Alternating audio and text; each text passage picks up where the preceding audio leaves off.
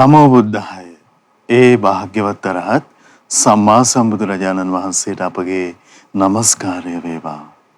ඔබේ කලන මිත්‍රා ශ්‍රද්ධා රූපවාහිනිය ඔස්සේ වගේම ලක්කිරු ගුවන් විදුලිය ඔස්සේ ශ්‍රද්ධා ලක්කිරු අන්තර්ජාල සජීව විකාශනයන් ඔස්සේ ඉරිදා සන්ධ්‍යාවේ ධම් සභා මණ්ඩපයේ පිණිස කාලය උදා වී තිබෙනවා. විශේෂයෙන් උඳුවප් පුර පසළොස්වක පොහොය දවසට පසුදා අපේ ධම් සභා මණ්ඩපය ඔබට සමීප කරමින් මුණ ගැහෙන්නේ. ඉතින් සුවහසක් වූ ශ්‍රද්ධා ලක්විරු ප්‍රේක්ෂක ශ්‍රාවක පින්වන්ත හැමදෙනාම මෙම අවස්ථාවට අපි තාම දයාසිතින් ඒක නාසි කරගන්නවා.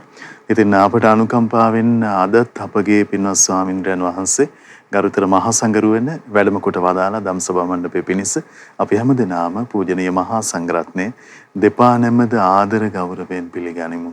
ස්වාමීනි අපගේ নমස්කාරය වේවා. ඉතින් අද රාත්‍රී ධම්සභා මණ්ඩපයේ වෙනුවෙන් සදැහැති දායකත්වයේ අපි සිහිපත් කරගන්නම්. අප හැමදෙනාම වෙනුවෙන් සදැහැති දායකත්වයේ දරන්නේ විශේෂයෙන් අංක 333න් එක ඉහළවෙල මැහියැල්ල කුරුණෑගල යන ලිපිනේ පදිංචිව සිට වර්ෂ 2018 දෙසැම්බර් මාස 19 වෙනි දින එනම් මීට වසර 3කට පමණ පෙර මේ පරිලෝක යන්නට යෙදුණු රම්‍ය ලතා ලියනගේ පින්වන්ත මෑණියන්ට පුණ්‍යානුමෝදනා කිරීමේ අපේක්ෂාවෙන් පින්වත් ශාමල් ගුණවර්ධන පුතුණුවන් මිහිරි වීරසිංහ පින්වන්ත ලේලිය යූ.වී. අබේ ගුණවර්ධන ස්වාමි පුරුෂයා මාලිනී ගුණදාස මහත්මිය සහ පියසෝම වීරසිංහ මහත්මයා විසින් තමයි සදැහැති දායකත්වයේ දරන්නේ. ඉතින් මේ පින්වන්ත හැමදෙනාමත් අපේ පින්වන්ත ඔබ හැමදෙනා සමග නැවත සිහිපත් කරගන්නවා. ඉතින් ධම්සභා මණ්ඩපයේ පළවෙනි අධීරයේදී අපේ පින්වත් ස්වාමීන් වහන්සේ අපට පොදුවේ අනුශාසනා කරනු ලබනවා. ඉන් අනතුරුව ඔබ යොමු කරන දහම් ගැටළු ඔස්සේත් අපට දහම් අනුශාසනාවන්ට සවන් දීමේ අවස්ථාව යෙදෙනවා. 0112 548 400 ඔබේ දහම් ගැටළු ඉදිරිපත් කරගන්න අවකාශ තියෙන්නේ. ඉතින් ඒ සඳහා සූදානම්ව රැඳෙමින් අපි ධම්සභා මණ්ඩපයේ ආරම්භ කරන අවස්ථාව උදා කරගෙන ගරුතර මහා සංඝරත්නයේ අනුශාසනාවන් වලට සමන් දෙමු. අපි හැමදෙනාම මහා සංඝරත්නයේ වන්දනා කොටගෙන ඒ පිණිස ආරාධනා කරගනිමු.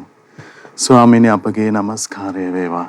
ස්වාමීනි විශේෂ කරුණක් සිහිපත් කරගෙන ධම්සභා මණ්ඩපයේ ආරම්භයේදී අපේ ස්වාමීන් වහන්සේගේ අනුශාසනාවන් දැනගන්න ලැබුණොත් හොඳයි කියලා හිතුණා.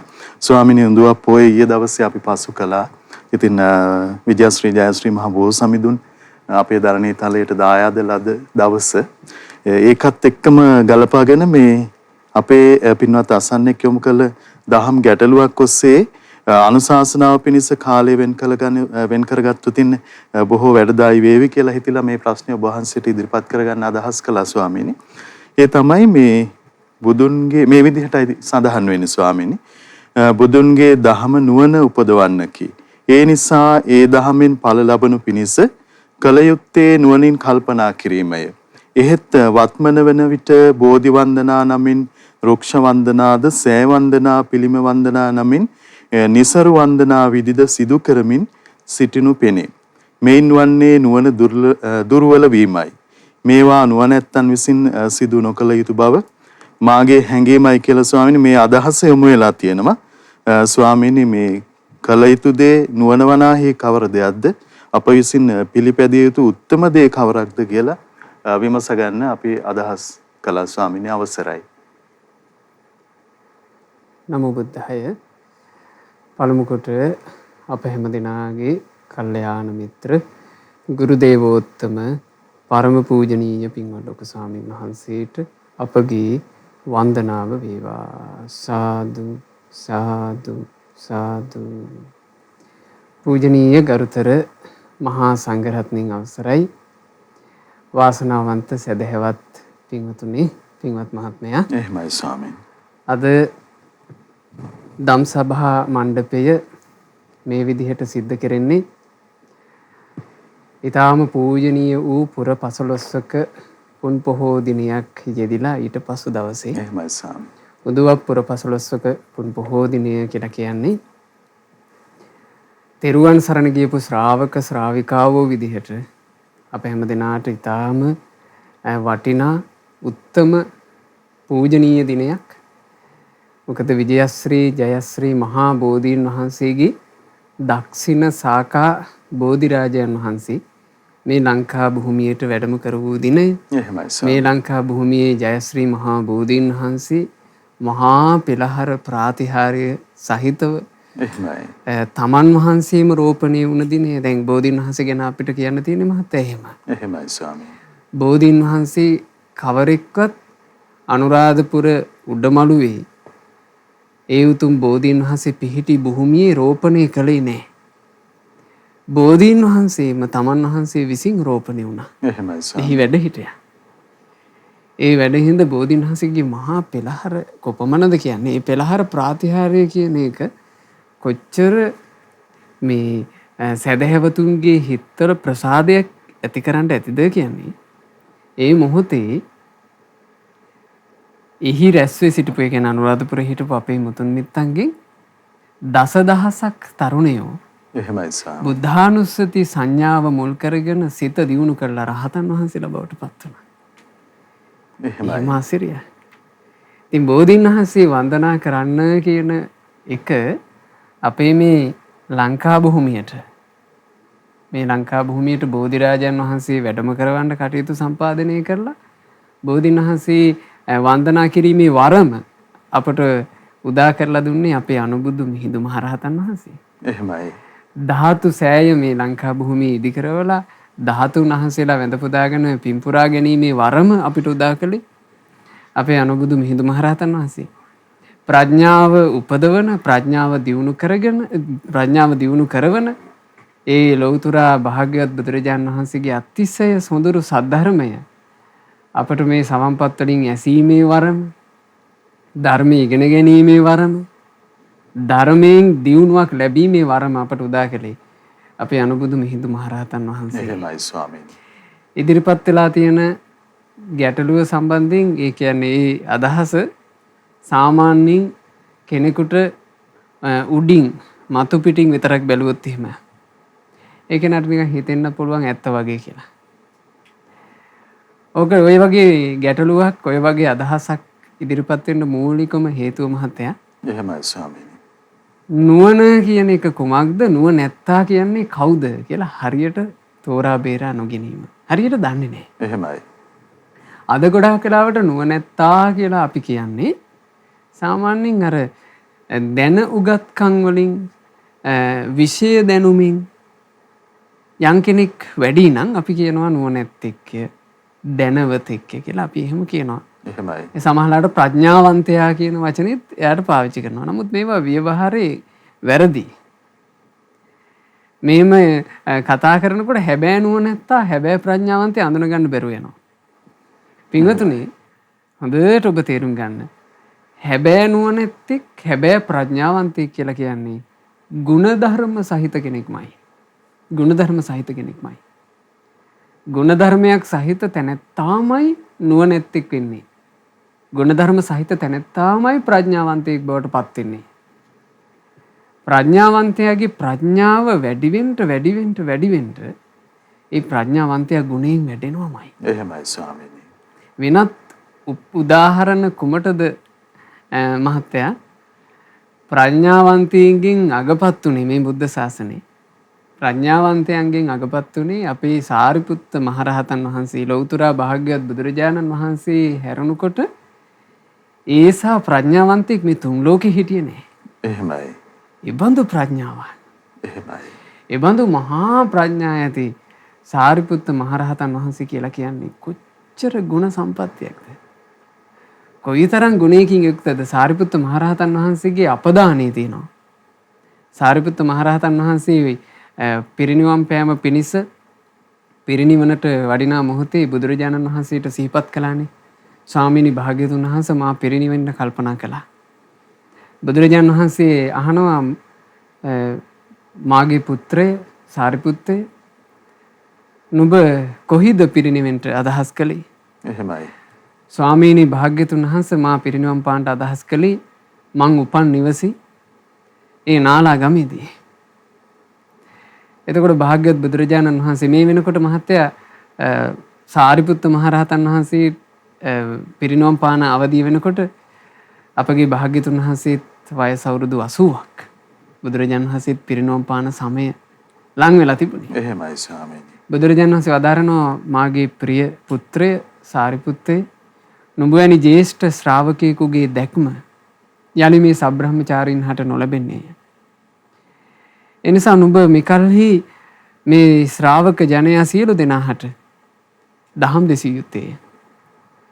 එතකොට අපේ සාරිපුත්ත මහරහතන් වහන්සේ ලෞතර භාග්‍යවත් බුදුරජාණන් වහන්සේව 3 වතාවක් ප්‍රදක්ෂිනා කළා. එහෙමයි ස්වාමීනි. අහසට පැන නැගුණා. පුරුෂයෝ 7 දෙනෙක් පමණ උසට. සාමාන්‍ය මධ්‍යම ප්‍රමාණයේ පුරුෂයෝ 7ක් විතර උඩට අහසට පැන නැගුණා. ඔය සැවැන්නුවර දෙවුරන් විහෙරේ අහසේ. එහෙමයි.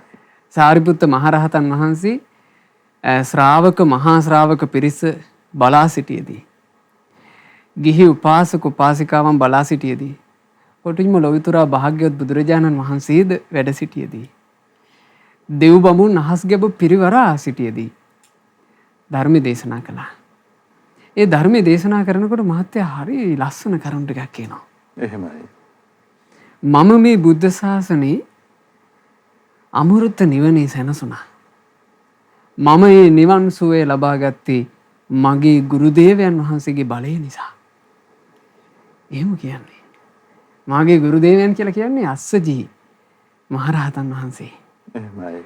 පළවෙනියටම බණපදේ කියපු කෙනා. මහත්තයා අපි අහලා තියෙනවනේ. එහෙමයි ස්වාමීනි. සාරිපුත්ත මහරහතන් වහන්සේ උපතිස්ස තරුණය කාලේ දහමක් හොයාගෙන සැනසෙන දහමක් හොයාගෙන යන කාලේ අස්සජී මහරහතන් වහන්සේව මුණ ගැහුණා. පිණ්ඩපාතේ වඩිමින් ඉද්දි. අස්සජී මහරහතන් වහන්සේ පිණ්ඩපාත කටයුත්ත අවසන් කරනකන් ඉඳලා ළඟට ගිහින් කතා කළා ශ්‍රමණයන් වහන්සේ වීරයන් වහන්සේ ඔබ වහන්සේ නිවුණු කෙනෙක් බව මට බාහිරයට පේනවා. ඔබ වහන්සේ සැනසීලා ඉන්න බව මට බාහිරයට පේනවා. වීරයන් වහන්සේ ඔබ වහන්සේ යම් දහමක් අවබෝධ කළා නම් ඒක මට කියන්න.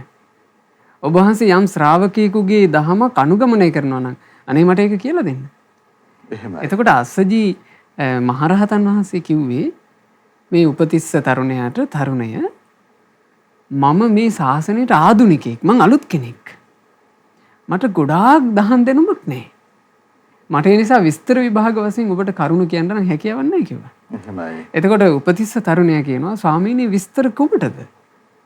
ඔබ වහන්සේ මට දහම කියන්න අවබෝධ කර ගැනීම මා සතුයි.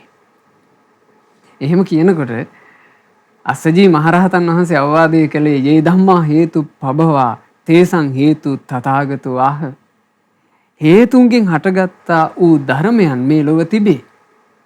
ඒ හේතුන් ගැන තථාගතයන් වහන්සේ වදාරන ලද්දේය කියන වචන දෙක කියනකොට සෝතාපන්න වුණා. එහෙමයි ස්වාමීනි. අවබෝධ කළා ධර්මය.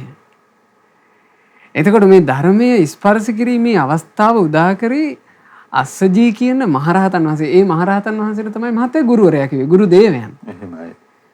ඒ ගුරු දෙවිඳු කියනවා මට අරහත්ත්වයට පත් වෙන බලය දුන්නේ. බලන්න මහත්තයා ගුණය. එහෙමයි ස්වාමීනි. කියනවා මා අද මේ බුදු සසුනේ ලෞතර භාග්‍යවත් බුදුරජාණන් වහන්සේගේ අග්‍ර ශ්‍රාවකයා. මට අග්‍ර ශ්‍රාවකයා වීමේ බලය ලබා දුන්නේ මාගේ ගුරු දේවයන්. ඒ නිසා මම හැම දිනයකම මගේ දිවි තිබෙන අතුරු හැම දිනයකම මං මාගේ ගුරු දේවයන්ට සිරසින් වඳිමි. එහෙමයි ස්වාමීනි. මම මේ කාරණේ සිහි කළේ මහත්තයා වන්දනාව කියන එක ප්‍රඥාවන්තයන්ගේ අංගයක්. එහෙමයි. වඳිනවා කියන එක පුදනවා කියන එක ප්‍රඥාවන්තයන්ගේ අංගයක් නුවණැත්තන්ගේ අංගයක්. මේ ප්‍රශ්නේ තිබුණා බොහොම වැරදි මතයක්. නුවණ තියෙන කෙනෙක් ප්‍රඥාවන්තයෙක් වඳින පුදන ඒවා නොකළ යුතුය කියන එකයි මගේ හැඟීම කියලා. එතකොට නුවණැත්තා කියලා කියන්නේ මේ නිකන් අමුතු සාඩම්බරයක් හිතේ ගොඩනගාගත්ත උඩඟු චරිතයක් කියලා හිතන්නේ. එහෙමයි ස්වාමීනි. නුවණැත්තා ගැන තේරුම් ගන්න තියෙන මහත්තයා ගහක ඵල බර වෙනවා නම් හැබෑවටම ඵල බර වෙනකොට අතු පාත් වෙනවා. එහෙමයි. හැබෑවටම ගහක ඵල බර වෙනවනම් ඵල බර වෙන ඒ හැබෑවට ඵල බර වෙද්දී අතු පාත් වෙනවා. දැන් තියෙනවානේ මහත්තයා අර මේ බොරු ඵල જાති ඔය ප්ලාස්ටික් වලින් හදපුවා. එහෙමයි සර්. ඕව ගස්වල එල්ලුවා කියලා බර වෙන්නේ නැහැ. එහෙමයි. ඒ බර වෙන්නේ නැති වෙන හේතුව බොරුමනේ. ඇතුළ හිස්. එහෙයි ස්වාමීනි. එළියට නිකන් පේනවා හොඳට ඉදිලා වගේ අර අඹ එහෙම තියෙනවා. මේ ඉදිච්ච අඹ වල පාට ගාලා ඉදිච්චියේ මේ අඹගෙඩි වගේමයි ඈතට පේන්නේ. හැබැයි හොඳට බැලුවොත් පේනවා එච්චර ගෙඩියක් ඉදුණා නම් ඒ මේ ඵලයේ බරට අත්ත පාත් වෙන්න ඕන. හොඳට බලපුවොත් පේනවා කෙනෙකුට මේ නම් බොරු එක. ඇයි අත්ත හොඳට කෙලින් අත්ත ඉස්සෙලා. එහෙමයි ස්වාමීනි. බාහිරට නිකන් පේනවා මේක මේ හොඳට ඉදිලා වගේ.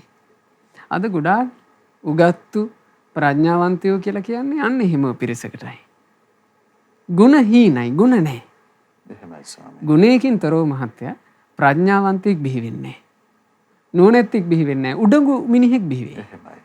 ස්වාමීනි මේ පරිද්දෙන් අපි වන්දනමාන ගරු සම්මාන සත්කාර කළ යුතු තැන් හේ නොකළ සිටියොත් ඉතින් එහෙම මේ ඇති වෙන සමාජයේ මොහොතකට අපි හිතලා කල්පනා කරලා බැලුවොත් මොනතරම් වියලි කර්කශ මේ සමාජයක් ඇති වේවිද කියන කරුණ ස්වාමීනි. ඇත්තෙන්ම ප්‍රඥාවන්තයන්ගේ දෘෂ්ටියක් තිබේද? ඒ දෘෂ්ටියට කියනවා සම්මා දිට්ඨිය කියලා. එහෙමයි. මේ සම්මා දිට්ඨිය විස්තර කරනකොට බුදුරජාණන් වහන්සේ සම්මා දිට්ඨිය යටතේ විස්තර කරපු එකක් තමයි මේ අත්ති දින්නම් අත්ති ඉට්ටන් අත්ති හුතන්. පුද සත්කාර කිරීමේ විපාක ඇත, දානයේ විපාක ඇත, සත්කාර සම්මානයන්ගේ විපාක ඇත. මේ දෘෂ්ටිය සම්මා දිට්ඨියයි. එහෙමයි ස්වාමීනි. ඒ සම්මා දිට්ඨියෙන් යුක්ත ශ්‍රාවක පිරිස, එහෙම නැත්නම් සම්මා දිට්ඨියෙන් යුක්ත නුවණැති පිරිස මහත්තයා වන්දනාව, පුද සත්කාරය, සම්මාන කිරීම කියන එක මුල් තැනට අරගෙන තමයි හැමතිස්සෙම තමන්ගේ ජීවිතය ගත කළේ. දැන් බෝධි වන්දනාව කියන එක ගැන අපිට රුක්ෂ වන්දනාව කියලා කියන්න බෑ. එහෙමයි ස්වාමීනි. ඒක බෝධි වන්දනාව කියන එක ලෞතර භාග්‍යවත් බුදුරජාණන් වහන්සේ විසින්ම පැනවා වදාළ එකක්. බුදුරජාණන් වහන්සේ සවැත් නුවර දෙව්රම් මහා විහාරයේ වැඩ ඉන්නකොට භාග්‍යතුන් වහන්සේ මේ සාමාන්‍යයෙන් දහම් චාරිකාවේ යෙදෙනකොට දහම් චාරිකාවේ වැඩම කරනවා. ඉතින් වැඩම කරා කියන දේ ඔය සවැත් නුවර සමීපට වෙන්න ඉන්න අය දන්නව ඇරෙන්න අර දුර ඈත අයට ආරංචි වෙන්නේ නැහැ. ඉතින් පිරිස හිතාගෙන ඉන්නේ භාග්‍යතුන් වහන්සේ සවැත් නුවර ඇති කියලා. අනේ මහත්තයා දුර ගෙවාගෙන එනවා කියනවා බුදුරජාණන් වහන්සේ වැඳගන්නෙමි කියලා. එද්දි භාග්‍යතුන් වහන්සේ නැහැ. ඉතින් එන මිනිස්සු හරි දුකටපත් වෙලා අයියෝ අපි මෙච්චර දුරක් ගෙවාගෙන ඇවිල්ලත් අපිට බැරි වුණානේ බුදුරජුන් දැක ගන්න කියලා. හරි කනස්සල්ලින් ආපහු හැරිලා ගෙහින් තියෙනවා. එහෙමයි. එතකොට භාග්‍යවත් බුදුරජාණන් වහන්සේ යලි වතාවක් සවැත් නුවර ජේතවනාරාමයට වඩිනකන් ඉඳලා අනේපිඩු සුටුතුමා ওই කාරණේ සිහි කළා. ඒ කාරණේ සිහි කළාම බුදුරජාණන් වහන්සේ විසින්ම මහා මොග්ගල්ලාන මහරහතන් වහන්සේ කැඳවලා කියනවා මොග්ගල්ලාණේ විජයශ්‍රී ජයශ්‍රී මහා බෝධීන් වහන්සේ වැඩ ඉන්න ඒ බුද්ධ ගයාවෙන් නුඹ බෝ බීජයක් අරගෙන එන්න. එහෙමයි. එතකොට මහා මොග්ගල්ලාන මහරහතන් වහන්සේ වැඩම කරලා මොග්ගල්ලාන මහරහතන් වහන්සේගේ 이르දී බලයේ අනුහසින් ඒ මහා බෝධියෙන් වෙන් වුණ බෝ ඵලයක් බිමට පතිත වෙන්න පෙර එහෙමයි ස්වාමී. ඊටාම ගෞරවයෙන් පිළිගත්තා. ඒ ගෞරවයෙන් පිළි අරගෙන ඇයි මහත්තයා මේ බෝධීන් වහන්සේ කියලා කියන්නේ දැන් අපි ගත්තොත් සාරිපුත්ත මහරහතන් වහන්සේ, මහා මොග්ගල්ලාන මහරහතන් වහන්සේ, අනිකුත් සියලු ආනුභාව සම්පන්න රහතන් වහන්සේලා මේ ලෝකයට බිහි වුණේ ලෞතර භාග්‍යවත් බුදුරජාණන් වහන්සේ නිසා. එහෙමයි. බුදුරජාණන් වහන්සේ සද්ධර්මයේ දේශනා නොකළා නම් ඔය කිසිවෙක් බිහි වෙන්නේ නැත. බුදුරජාණන් වහන්සේ සම්බෝධිය සාක්ෂාත් කළේ අර රුක්සෙවණේ වැඩ ඉඳලා. එහෙමයි. ඒ නිසා ඒ ගුණයෙන් යුක්ත මහා ප්‍රඥාවන්ත ශ්‍රාවක සංගරුවනට ඒ උතුම් බෝධීන් වහන්සේ ගැන මහා ගෞරවයක් තිබුණා. බෝධීන් වහන්සේගේ බෝ බීජය ඊටා ගෞරවයෙන් බිමට පතිත වෙන්න පෙර අපේ මොග්ගල්ලාන මහරහතන් වහන්සේ අරගෙන ඇවිල්ලා ඒ බෝ බීජය ශාස්ත්‍රඥ වහන්සේට ලබා දුන්නාට පස්සේ ඒ බෝ බීජය සවැත් නුවර ජේතවනාරාමේ රෝපණය වුණා. ඒ රෝපණය වෙච්ච තැනට ශාස්ත්‍රඥ වහන්සේ විසින් පෙන්වත් කළා. එහෙමයි. බුදුරජාණන් වහන්සේගේ අතින් පෙන්වත් කිරීම සිද්ධ වෙනකොට භාග්‍යවතුන් වහන්සේගේ බුද්ධානුභාවයේ අසිරිය ලෙස ඒ මොහොතේම මහා බෝධි රාජයන් වහන්සේ නමක් පැන නැගුණ අර බෝ බීජේ. එහෙමයි. ආනන්ද බෝධීන් වහන්සේ. එහෙමයි ස්වාමී. දුටුවන්ගේ සිතට බුදුරජුන් දැක්කා හා සමාන ආනන්දයක් හට ගන්නා නිසා ඒ බෝධියට ආනන්ද බෝධිය කියන නම යෙදුණා. එතකොට මහත්තයා ආනන්ද බෝධීන් වහන්සේ අපගේ සාරිපුත්ත මහරහතන් වහන්සේත් වන්දනා කළා. එහෙනම් නුවණැත්තු බෝධිය වඳින්නේ නැත කියන වචනය පුස්සක්නේ. එහෙමයි ස්වාමී. ඒක වැරදි අදහසක් නේ. ඒක සම්පූර්ණයෙන්ම වැරදි දෘෂ්ටියක් නේ. එහෙමයි. මේ ලෝකේ භාග්‍යතුන් වහන්සේ හැරුණකොට යමෙකුට මහා ප්‍රඥාවන්තයා කියලා කියන්න පුළුවන් නම් ඒ අපගේ සාරිපුත්ත මහරහතන් වහන්සේ. ඒ සාරිපුත්ත මහරහතන් වහන්සේද මහා තරසරින් බෝධිය වන්දනා කළේමය. එහෙමයි. ඉතින් ඒ බෝධීන් වහන්සේ තමයි අදටත් අනුරාධපුරයේ උඩමළුවේ වැඩ ඉන්නවා. ඊළඟට මේ ලංකා භූමියේ නානා දෙස ඒ බෝධි පරම්පරාවේ උතුම් බෝධීන් වහන්සේලා පැතිර විසිර වැඩ ඉන්නවා. ඇත්තම බෝධීන් වහන්සේලා ගැන අපි හොඳට නුවණින් කල්පනා කළොත් මහත්තයා මේ ලංකා භූමියේ විශාල බෝධීන් වහන්සේලා ප්‍රමාණයක් වැඩ ඉන්නවා. එහෙමයි ස්වාමී. කොයි දෙසට හැරි හැරි වැන්දත් එහෙමයි. බෝධීන් වහන්සේ නමකට වන්දනා කරනවා. එහෙමයි. ඒ තරම් බෝධීන් වහන්සේලා වැඩ ඉන්නවා. එහෙමයි ස්වාමී. ඒ නිසා බෝධීන් වහන්සේලා වන්දනා කිරීම රුක්ෂ වන්දනාවක් ලෙස නොතැකිය යුතුය. බෝධීන් වහන්සේ වැඳීම යනු ශාස්ත්‍රුන් වහන්සේගේ ගුණ මහිමය දන්නා ශාස්ත්‍රුන් වහන්සේගේ ගුණ සිහි කරන ප්‍රඥාවන්ත ශ්‍රාවකයා ජනයා විසින් කරන දෙයකි. ඒ නිසා මේ ජීවිතේ අපිට බෝධියක් වැඳ ගන්න ලැබෙනවා කියන්නේ අපි පෙර කරපු පිනකට ලැබිච්ච අවස්ථාවක්. බලන්න මේ ලෝකයේ දිහා හොඳට ලෝකයේ දිහා නුවණින් කල්පනා කරලා බලද්දි මේ පෘථිවියේ ජීවත් වෙන මිනිසුන්ගෙන් කීයෙන් කී දෙනාටද බෝධියක් දැකලා බෝපත් ලෙලදිනවා දැකලා බෝ සෙවණකට ගිහිල්ලා බෝ සෙවණේ සිසිලස යට බෝධිය වඳින්න ලැබෙන්නේ කීයෙන් කී දෙනාටද? එහෙමයි ස්වාමී. දැන් ඊයේ දවසේ මහත්තයා අපිට මේ මහා පින්කමකට සහ සම්බන්ධ වෙන්න අවස්ථාව ලැබුණා. මුදුව පුර පොහොය දවසේ මාළඹේ පිට්ටුකල මහමෙවුනාව බුදුපසේ බුදු වරහන්තක මහා විහාරයේ එහෙමයි. උතුම් බෝධීන් වහන්සේ උදෙසා ඉදිවිච්චි මනෝරම් බෝධි මණ්ඩපය එහෙමයි ස්වාමීනි. සම්බුද්ධ ශාසනයට දෙව් මිනිසුන්ට නිති වන්දනා කර කර පින් රැස් කර ගැනීම පිණිස පූජා කෙරුණා. එහෙමයි. එතකොට ඒ නිසා මේ කාලවකවානුව ගත්තොත් එහෙම මහත්තයා අපේ ගුරු දේවෝත්තම පින්වත් ලොකු ස්වාමීන් වහන්සේගේ ආශිර්වාදය කාරුණික පුණ්‍ය සංකල්පනාව නිසාම අපිට ගොඩාක් බෝධි මණ්ඩප ඉදි කරන්න ලැබුණා. බෝධීන් වහන්සේලාට පුද සත්කාර කිරීමේ වරම් අපට උදා වුණා. එහෙමයි ස්වාමී. ඒ අවස්ථාව පින්වතුනි හොඳට උදා කරගන්න ඕන. තව දුරටත් ජීවිතේ බෝධීන් වහන්සේ වන්දනා කිරීමේ මහිමය ගැන තේරුම් ගන්න බෝධිය වන්දනා කරන්න. බෝධීන් වහන්සේ නමක් වඳිනවා පුදනවා කියලා කියන්නේ සම්බුදුරජාන් වහන්සේ සිහි කරගෙන කරන එකක්. අපි ගත්තොත් එහෙම සෑරජානන් වහන්සේලා ඉදි කිරීම වන්දනා කිරීම ගැන බුදුරජාන් වහන්සේ ඒ කාලේ මහත්තයා ශ්‍රාවක රහතන් වහන්සේලා පිරිනොම් පෑවට පස්සේ එහෙමයි ස්වාමී. භික්ෂූන්ට කියනවා මහණෙනි මේ පිරිනොම් පෑවපු භික්ෂුවගේ උතුම් ධාතුන් වහන්සේලා රැගෙන ස්තූපයක් කරවන්න. දෙව් මිනිසුන්ට පින් රැස් කර ගැනීම පිණිස ස්තූපයක් තනන්න කියලා. එහෙමයි ස්වාමී. එතකොට ස්තූප තැනීම කියලා කියන්නේ බුදුරජාණන්සේගේ වචනේ. එහෙමයි. ස්වාමීනි මාවතේ අනේනකොට හරි බෝධීන් වහන්සේ දැකලා හරි සෑරජුන් දැකලා හරි කිසිවෙක් ගමන අතර වාරයේ මලක් පහනක් තියලා වන්දනමාන කරගත්තොත් සැදෙන පුණ්‍යඵල සම්පත්තිය ජීවිතය සුවපත් කරන අන්දම මොනතරම්ද කියන කරුණ අපි වටහා ගන්න අවශ්‍ය වෙනවා.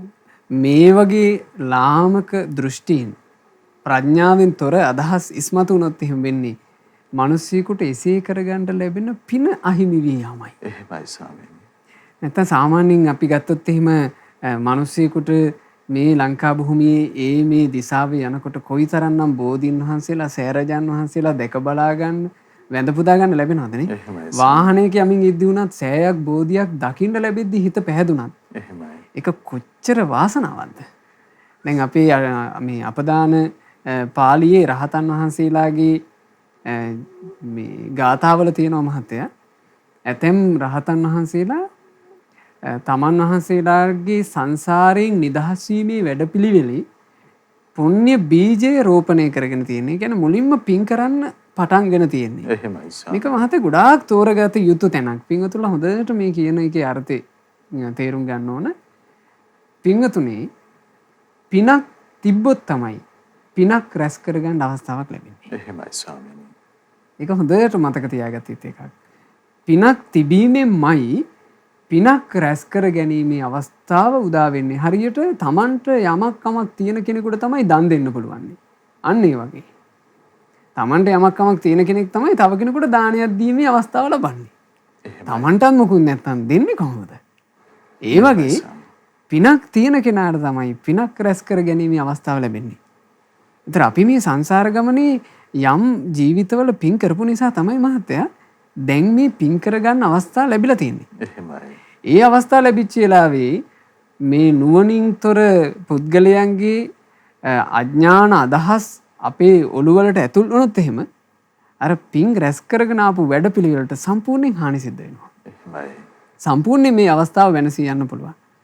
ඒ නිසා මේ රහතන් වහන්සේලාගේ අපදානවල මුලින්ම පුණ්‍ය බීජය රෝපණය කරගත්ත හැටි තියෙනවා.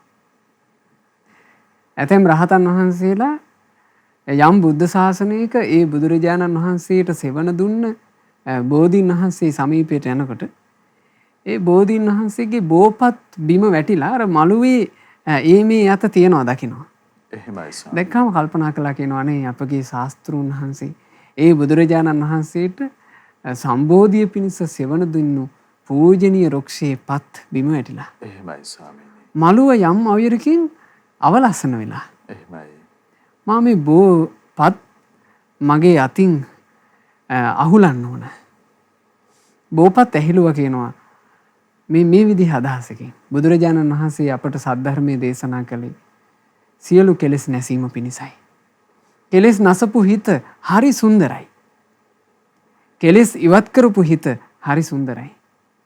මට මේ බෝපත් ඉවත් කොට මළුව ලස්සන කරන පින කෙලෙස් ඉවත් කොට හිත ලස්සන කර ගැනීමට හේතු වේවා. එහෙමයි ස්වාමීනි. ඔය අදහසින් කියනවා බෝපත ඇහිලුයි. එහෙමයි. ඒ අහුලන බෝපත තමයි අවසානයේ නිවනට යනකම් එක්කන් ගියේ. සුළුපටු නෑ පින කියන එක.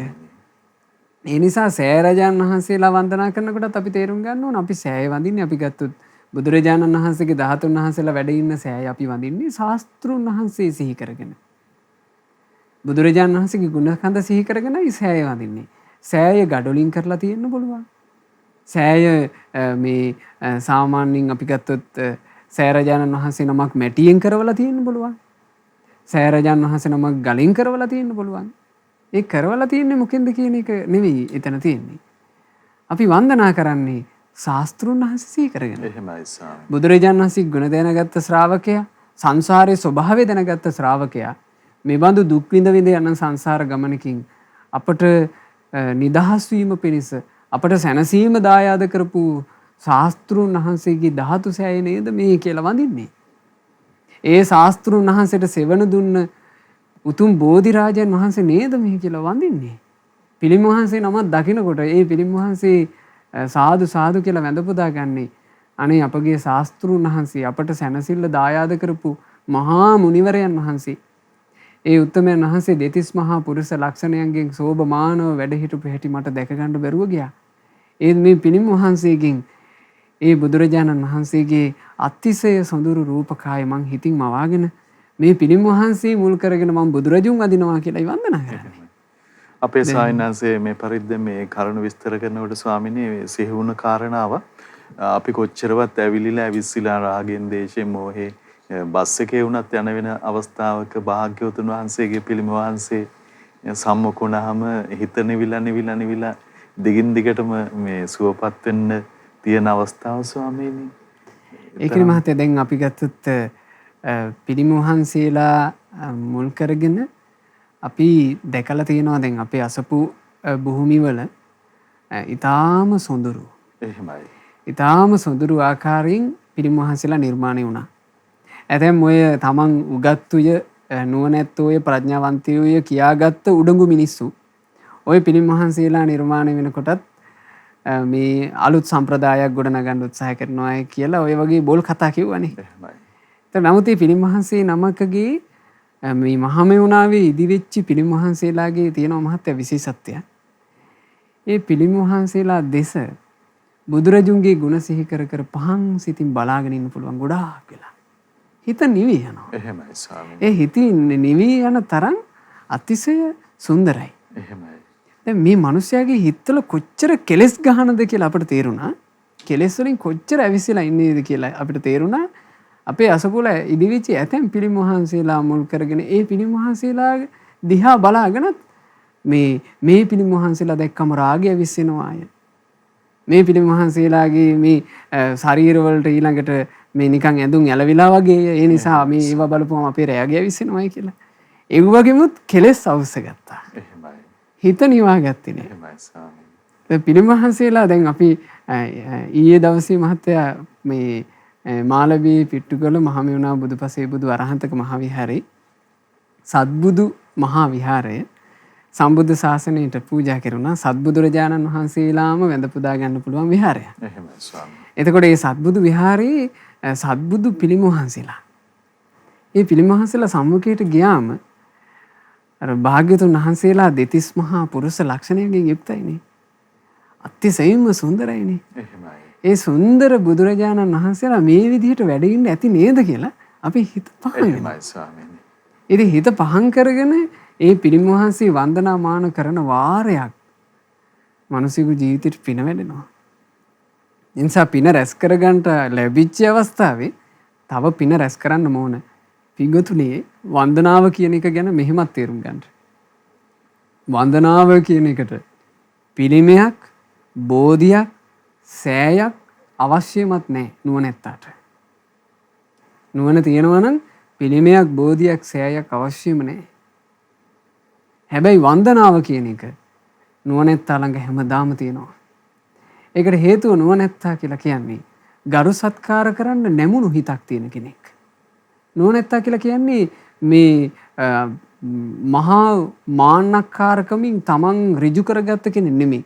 ඒ ඍජු කරනවා ගන්නවා කියලා කියන්නේ නිකන් කොන්ද නමා ගන්න බැරුව දරදඬු වෙන මිනිස්සු ඉන්නේ. එහෙමයි. මං අහවල් නිලයේ ඉන්න කෙනෙක්, මං අහවල් රස්සාව කරන කෙනෙක්, මං අහවල් උපාධි ගහපු කෙනෙක්. ඒ නිසා මට මෙහෙම තියෙන්න ඕනේ කියලා. ඒ උඩඟුකමනේ. එහෙමයි. නමුත් සාරිපුත්ත මහරහතන් වහන්සේ ප්‍රඥාවෙන් අග්‍රේසර ශ්‍රාවක රත්නය එක අවස්ථාවක දේශනා කරනවා ස්වාමීනි භාග්‍යතුන් වහන්සේ සාමාන්‍යයෙන් අන් දෙක කැඩිච්චි හරකෙක් පාරකට බැහැලා යන්නේ බොහොම බය අඩු හිතකින්. කාටවත් කරදරයක් හිංසාවක් නැහැ අන් කැඩිච්චි ඒ හරකගේ. එහෙමයි ස්වාමීනි මට මා ගැනද එසේ සිතේ. මාන්නේ නම් වූ අන් කඩාගෙන මං ඉතා නිහතමානී සිතින් මාවතේ වැඩම කරමි. එහෙමයි. බලන්න. එහෙමයි. ඒ සාරිපුත්ත මහරහතන් වහන්සේ එහෙම වැඩ හිටපු උත්තමයෙක්. යම් තේරගාථාවේ දේශනා කරනවා යමෙක් සීලවන්ත නම් සමාධිමත් සිතකින් යුක්ත නම් නුවණින් යුක්තවම ධර්මයේ හැසිරෙන කෙනෙක් නම් නිබඳු තැනැත්තා මාගේ හිස මත වැඩ සිටිනවා. එහෙමයි ස්වාමීනි. එහෙමයි සාරිපුත්ත මහරහතන් වහන්සේ වදාළේ මේ ප්‍රඥාවන්තයෝ. එහෙමයි. ඒ නිසා ප්‍රඥාවන්තයා නුවණැත්තා කියන කෙනා අපි හරියට තෝරා බේරා ගත්තොත් අපිටත් පුළුවන් අඩු ගානේ මේ ප්‍රඥාවේ දුහුවිල්ලක් තරම් චුට්ටක් හරි ස්පර්ශ කරන්න. එහෙමයි ස්වාමීනි. සාරිපුත්ත මහරහතන් වහන්සේ හැම දවසකම මහත්තයා යම් වෙහෙරක භාග්‍යතුන් වහන්සේ වැඩ ඉන්නවද? යම් වෙහෙරක අස්සජී මහරහතන් වහන්සේ වැඩ ඉන්නවද? එහි වැඩ ඉන්නකොට ඒ වෙහෙරේ මුලින්ම බුදුරජුන් වදිනවා කියනවා හැම රාත්‍රියකම. ඊළඟට අස්සජී මහරහතන් වහන්සේ කියන ගුරු දේවයන්ව වදිනවා කියනවා. ඒකල තමයි කියනවා රාත්‍රී විවේකයක් ගන්න. යම් වෙහෙරක බුදුරජාන් වහන්සේ වැඩ සිටින්නේ නැද්ද? එනමුත් අස්සජී මහරහතන් වහන්සේ නම් වූ ගුරුදේවයන් වහන්සේ වැඩ ඉන්නවද? ඒ වෙහෙරේදී ගුරුදේවයන්ගේ කුටියට ගිහිල්ලා ගුරුදේවයන් වන්දනා කරලා තමයි කියනවා රාත්‍රියේ විවේකයක් අරගන්නේ. යම් වෙහෙරක බුදුරජුන් නැද්ද?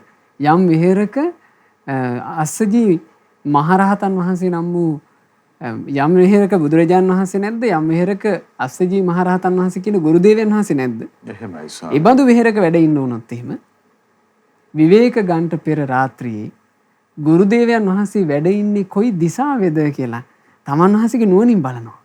එහෙමයි. බලලා ඒ දිශාවට වදිනවා කියනවා. එහෙමයි ස්වාමීනි.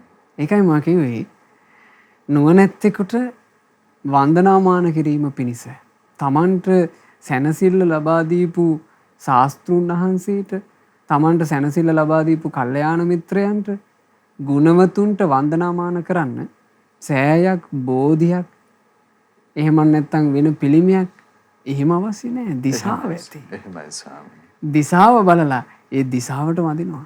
එහෙමයි. ওই දිශා වන්දනාව දැකලා භික්ෂුන් පැමිණිලි කරානේ.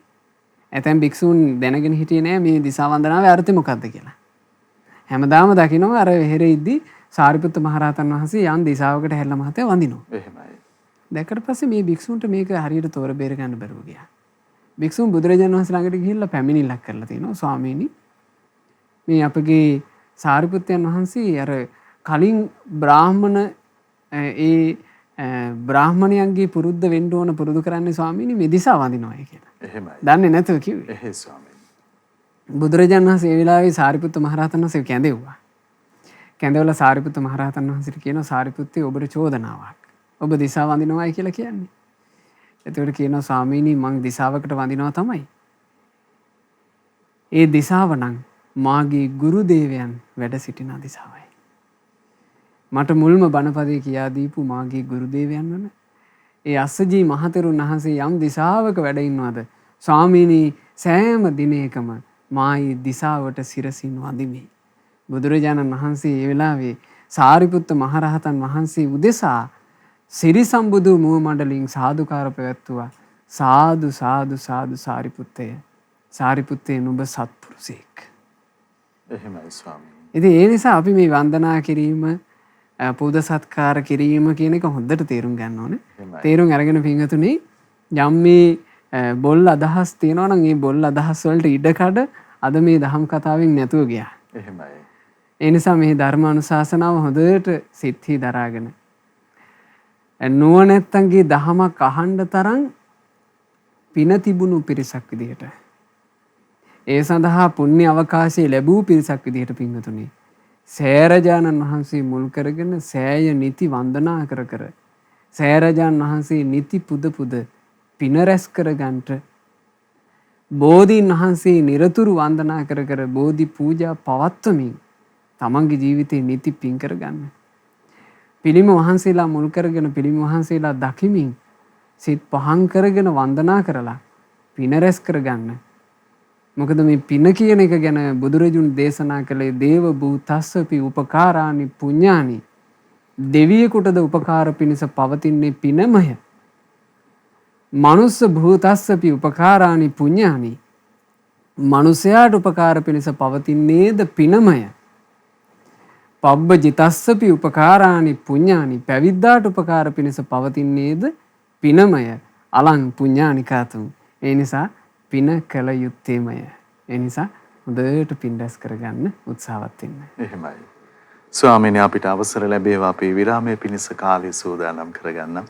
ඉතින් මෙවැනි පාප සිතුවිලි දුර්මත වලට ඔබේ හිතේ යලිත් ඉඩ ඇති නොවීම පිණිසම ගරුතර මහා සංඝරත්නය අපට අනුකම්පාවෙන්ම කරුණාවෙන්ම අර්ථයන් සැබෑ අර්ථයන් පහදා වදාලා ඉතින් අර්ථෙහි සමාදන් වී දුර්ලභ සම්බුද්ධ ශාසනයේ ජීවිතය සරු කරගන්න පින්වන්ත හැම දිනාටම සුවපත් අවකාශයන් සැදේවා කියලා අපි ප්‍රාර්ථනා කරනවා. ඉතින් ධම්සභා මණ්ඩපයේ විරාමය ලබා ගන්න දැන් අපි සූදානම්. දැන් විරාමය.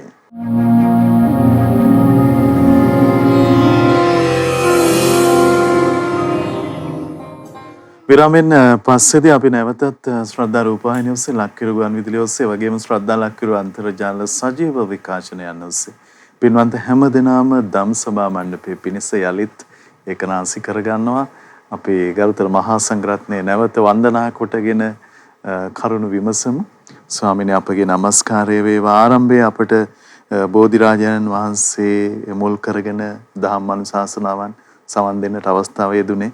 ස්වාමීනි අද සාකච්ඡාව තුළ එවැනි තවත් විශේෂ කරුණු අපට දැනගන්න අවස්ථාව යෙදෙනවද? අවසරයි ස්වාමීනි. ඉතින් මහත්තයා මම අද කල්පනා කළා මේ සදහවත් පින්වත් හැම දිනාට වීඩියෝ පටයක් නරඹන්න අවස්ථාව සලසන්න. මම මේ ආරම්භක අනුශාසනාව සිද්ධ කරනකොට මහත්තයා කතාවක් කිව්වනේ පින විසින්මයි අපට තවත් පින් කරගන්න අවස්ථාව උදා කරන්නේ. එහෙමයි ස්වාමීනි.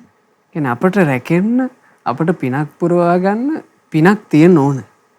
ඒක මත පිහිටලා තමයි අපිට අපේ ජීවිතේ අනිකුත් පින්කම් අනිකුත් යහපත එකතු කරගන්න අවස්ථාව ලැබෙන්නේ. එහෙමයි ස්වාමීනි. දැන් මේ වීඩියෝ පටින් අපිට ඒ කාරණෙත් හොඳට තේරෙනවා. එක කුඩා දැරියකගේ පිනක්. එහෙමයි. ඒ දැරිය පෙර සංසාරේ කරගත්ත පිනක් නිසා ආරක්ෂා වෙච්ච හැටි. ඊට අමතරව මා මේ වීඩියෝ පටය පෙන්වන්න කල්පනා කළේ මේ සාමාන්‍ය මේ කාල වකවානු වලත් මහත්තයා යම් ආපදා තත්ත්වයක් නැති වෙනකොට සෞඛ්‍ය අංශවල ආරක්ෂක අංශවල ඒ පිරිස් සමහරවිට තමන්ගේ ආරක්ෂාව ගැනත් නොතකා තමන්ගේ ආරක්ෂාව කියන එක ගැන ඒකට මුල් තැන නොදී අනිත් අයගේ රැකවරණ වෙනුවෙන් ඉදිරිපත් වුණා. එහෙමයි. ඒකත් වසංගත තත්ත්වය ඒ වසංගත තත්ත්වයේ තියෙද්දීම තව නොයෙකුත් ආපදා හටගත්තා. නායයන් මේ වගේ නොයෙක් දේ හටගත් අවස්ථාවල අපි ඒ දේවල් මාධ්‍ය වලින් දැක්කා. එහෙමයි. ඒ මිනිස්යන්ටත් ඒ විදිහට කැප වුණු පිරිසටත් මේ පෙන්වන වීඩියෝ පටය ගෞරවයක් වේවි, උපහාරයක් වේවි. ඊළඟට තවත් මිනිස්සෙකුට යම් ආකාරයකින් අපිට පිළිසරණක් උදව්වක් වෙන්න පුළුවන් වුණොත් ඒ තුලින් කොච්චර සැනසුමක් ජීවිතයට එකතු වෙනවද කියන කාරණේත් මේකෙන් ඉස්මතු වෙනවා. ඉතින් හරි බොහොම වටින වීඩියෝ පැටයක් ඇත්තටම දම්සභා මණ්ඩපයට වඩින්න ඊටාම සුළු මොහොතකට කලින් තමයි මට මේක දකින්න ලැබුණේ. එහෙමයි සාම. මේක තුර්කියේ සිද්ධ වෙච්ච සිදුවීමක් 2020 ඔක්තෝබර් මාසයේ 30 වෙනිදා භූකම්පනයක් ඇති වුණා තුර්කියේ. ඊටාම ප්‍රබල භූකම්පනයක් රිච්ටර් පරිමාණ ඒකක 7කට වඩා ප්‍රබලත්වයක් තිබුණා. ඉතින් විශාල බිල්ඩින් ප්‍රමාණයක් මේ භූකම්පනයේ හේතුවෙන් කඩාගෙන වැටිලා මිනිසුන්ගේ ජීවිතවලට හානි වුණා. ඉතින් ඒ හානිය සිද්ධ වුණාට පස්සේ සහන සේවා කණ්ඩායම් පැමිණිලා මේ සුන්බුන් අතරේ හිර වෙච්චි මිනිස්යන්ව බේරා ගැනීම ඊළඟට මේ මృత ශරීර අර ගැනීම සිද්ධ කරනකොට එක තැනක මහත්තයා පුංචි දරුවෙක්ගේ ඇඬුම් හඬක් ඇහිලා එහෙමයි. එතෙන්ට අවධානය යොමු වෙලා තියෙනවා. එහෙමයි. අවුරුදු 4ක පුංචි දැරිවියක්. ඇයගේ නම අයිඩා. මේ අයිඩා කියන දුව රෙදි සෝදන යන්ත්‍රයක කොටසකින් ආවරණය වෙලා හිටියා. එහෙමයි. මහා බිල්ඩින් එක කඩාගෙන වැටිලා ඒ සුන්බුන් අතරේ ඇයට කිසිම මේ දරුණු උපද්‍රවයක් නොවි ඇය ආරක්ෂා වුණා. එහෙමයි. දැන් අනිත් මේ සාමාන්‍ය ලොකු මිනිස්සු පවා මේ බිල්ඩින් වලට යට වෙලා මිය ගියා. නමුත් ඇය රැකුණා. එතකොට රැකෙයි කියලා හිතන්නවත් බැරි තැන ඇය ආරක්ෂා වුණා ඇගේ පින නිසා. එහෙමයි ස්වාමීනි. ඇගේ පින හේතු කරගෙන ඇය රැකුණා. ඒ රැකිනකොට මහත්තයා මේ කොච්චර හිරවිල්ලක් හිරවෙලා හිටියද කියලා කියන්නේ ඇයව බේරා ගැනීම පිණිස දින 4ක් ඇයව හඳුනාගෙන දින 4ක් ගිහින් තිනවා ඇයව බේරගන්න. එහෙමයි ස්වාමීනි. නමුත් සහන සේවා කණ්ඩායම් දිවා රාත්‍රී දෙක අත් නොහැර කැප වෙලා දින 4කට පස්සේ විශාල පරිශ්‍රමයකින් ඇයව බේරා ගත්තා. අයිඩා කියන දියණියව. එතකොට බලන්න මේ දියණියට අවුරුදු 4න් ජීවිතේ අහිමි වෙලා යන්න තිබුණු මේ මහා බිහිසුණු ඉරණමක් ඇගේ පින විසින් රැකලා දීලා තිබුණා. ඇයි ඒ දුවගේ කතාව මුල් කරගෙන පින්වතුනේ අපි තේරුම් ගන්න ඕන අපටත් තියෙන්නේ පුණ්‍ය ශක්තියක උරුමයක් බව. මිනිස්සු ඉතා කුඩා වයසේදී මැරිලා යනවා. අපි නොමැරී තාම ඉන්නවා කියලා කියන්නේ පිනක්. එහෙමයි ස්වාමීනි. මිනිස්සු හදිසි අනතුරු වලින් මැරිලා යනවා. අපි නොමැරී රක්ෂා වුණා කියලා කියන්නේ පිනක්. මිනිස්සු ඒ දේශාන්තරවල උපදිනවා. අපි මේ ලංකාවේ බුදු සරණ, දහම් සරණ, සංඝ සරණ තියෙන කල්යාණ මිත්‍රයෝ වැඩ ඉන්න සෑය බෝධිය වැඳ පුදා ගන්න පුළුවන් අවකාශයක අපි ඉපදිලා. යම් අපහසුතාවය මැද වුණත් පින් පුරා ගන්න පුළුවන් තැනක අපි ඉපදිලා. මේක පිනක්. එතකොට පිනක් මත පිහිටා තව පිනක් රැස් කරගන්න අපි උත්සුක වෙන්න ඕන. මොකද පිනින්මයි අපි රැකෙන්නේ. එහෙමයි ස්වාමීනි. ඒ නිසා ඒ සම්බන්ධයෙන් හොඳට හිතේ අදහසක් තබාගෙන මේ අයිඩා කියන දැරිවියගේ පුවත පින්වතුන්ලා දැන් අරබන්න. 2020 ඔක්තෝබර් මාස 30 වැනිදා තුර්කියේ සිදු වූ භූමිකම්පාවක්.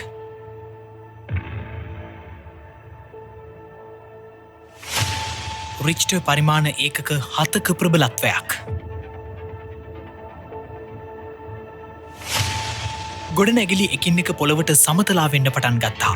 ඒ අතර තවත් ගොඩනැගිල්ලක් කඩා වැටුනේ ජීවිත කිහිපයකටම අවසන් සුසුම් ගෙන දෙමින්. ඒ ගොඩනැගිල්ලට යට වූ ජීවිත අතර පුංචි දැරියක් සිරවෙලා.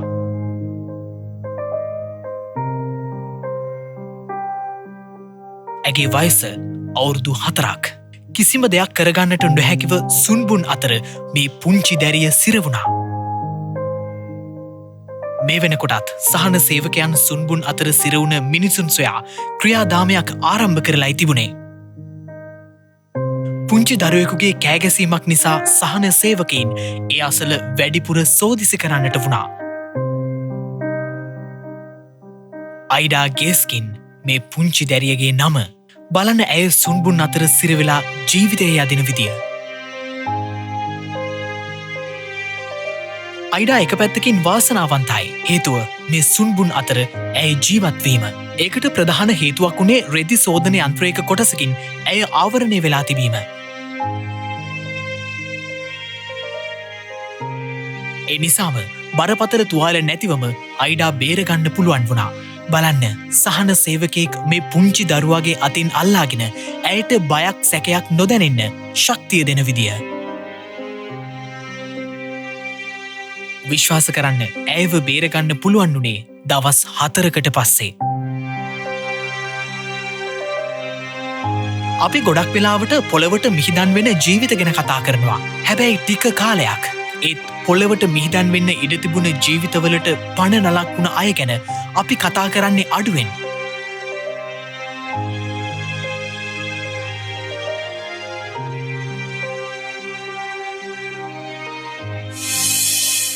අපට කියන්න ඕනේ මේ පුංචි ජීවිතය අද මේ වෙනකොට මේ විදියට ජීවත් වෙන්නේ එදා Tamanගේ වෙහෙසින් මහන්සියෙන් කැපවුණු මිනිසුන් නිසාමයි. සමහර විට ඒක රාජකාරියක් වෙන්න පුළුවන්. ඒත් තව ජීවිතයක් බේරාගන්න Tamanගේ ජීවිතේ පරදුවට තියෙන එක ඒකට නිර්වචන නැහැ.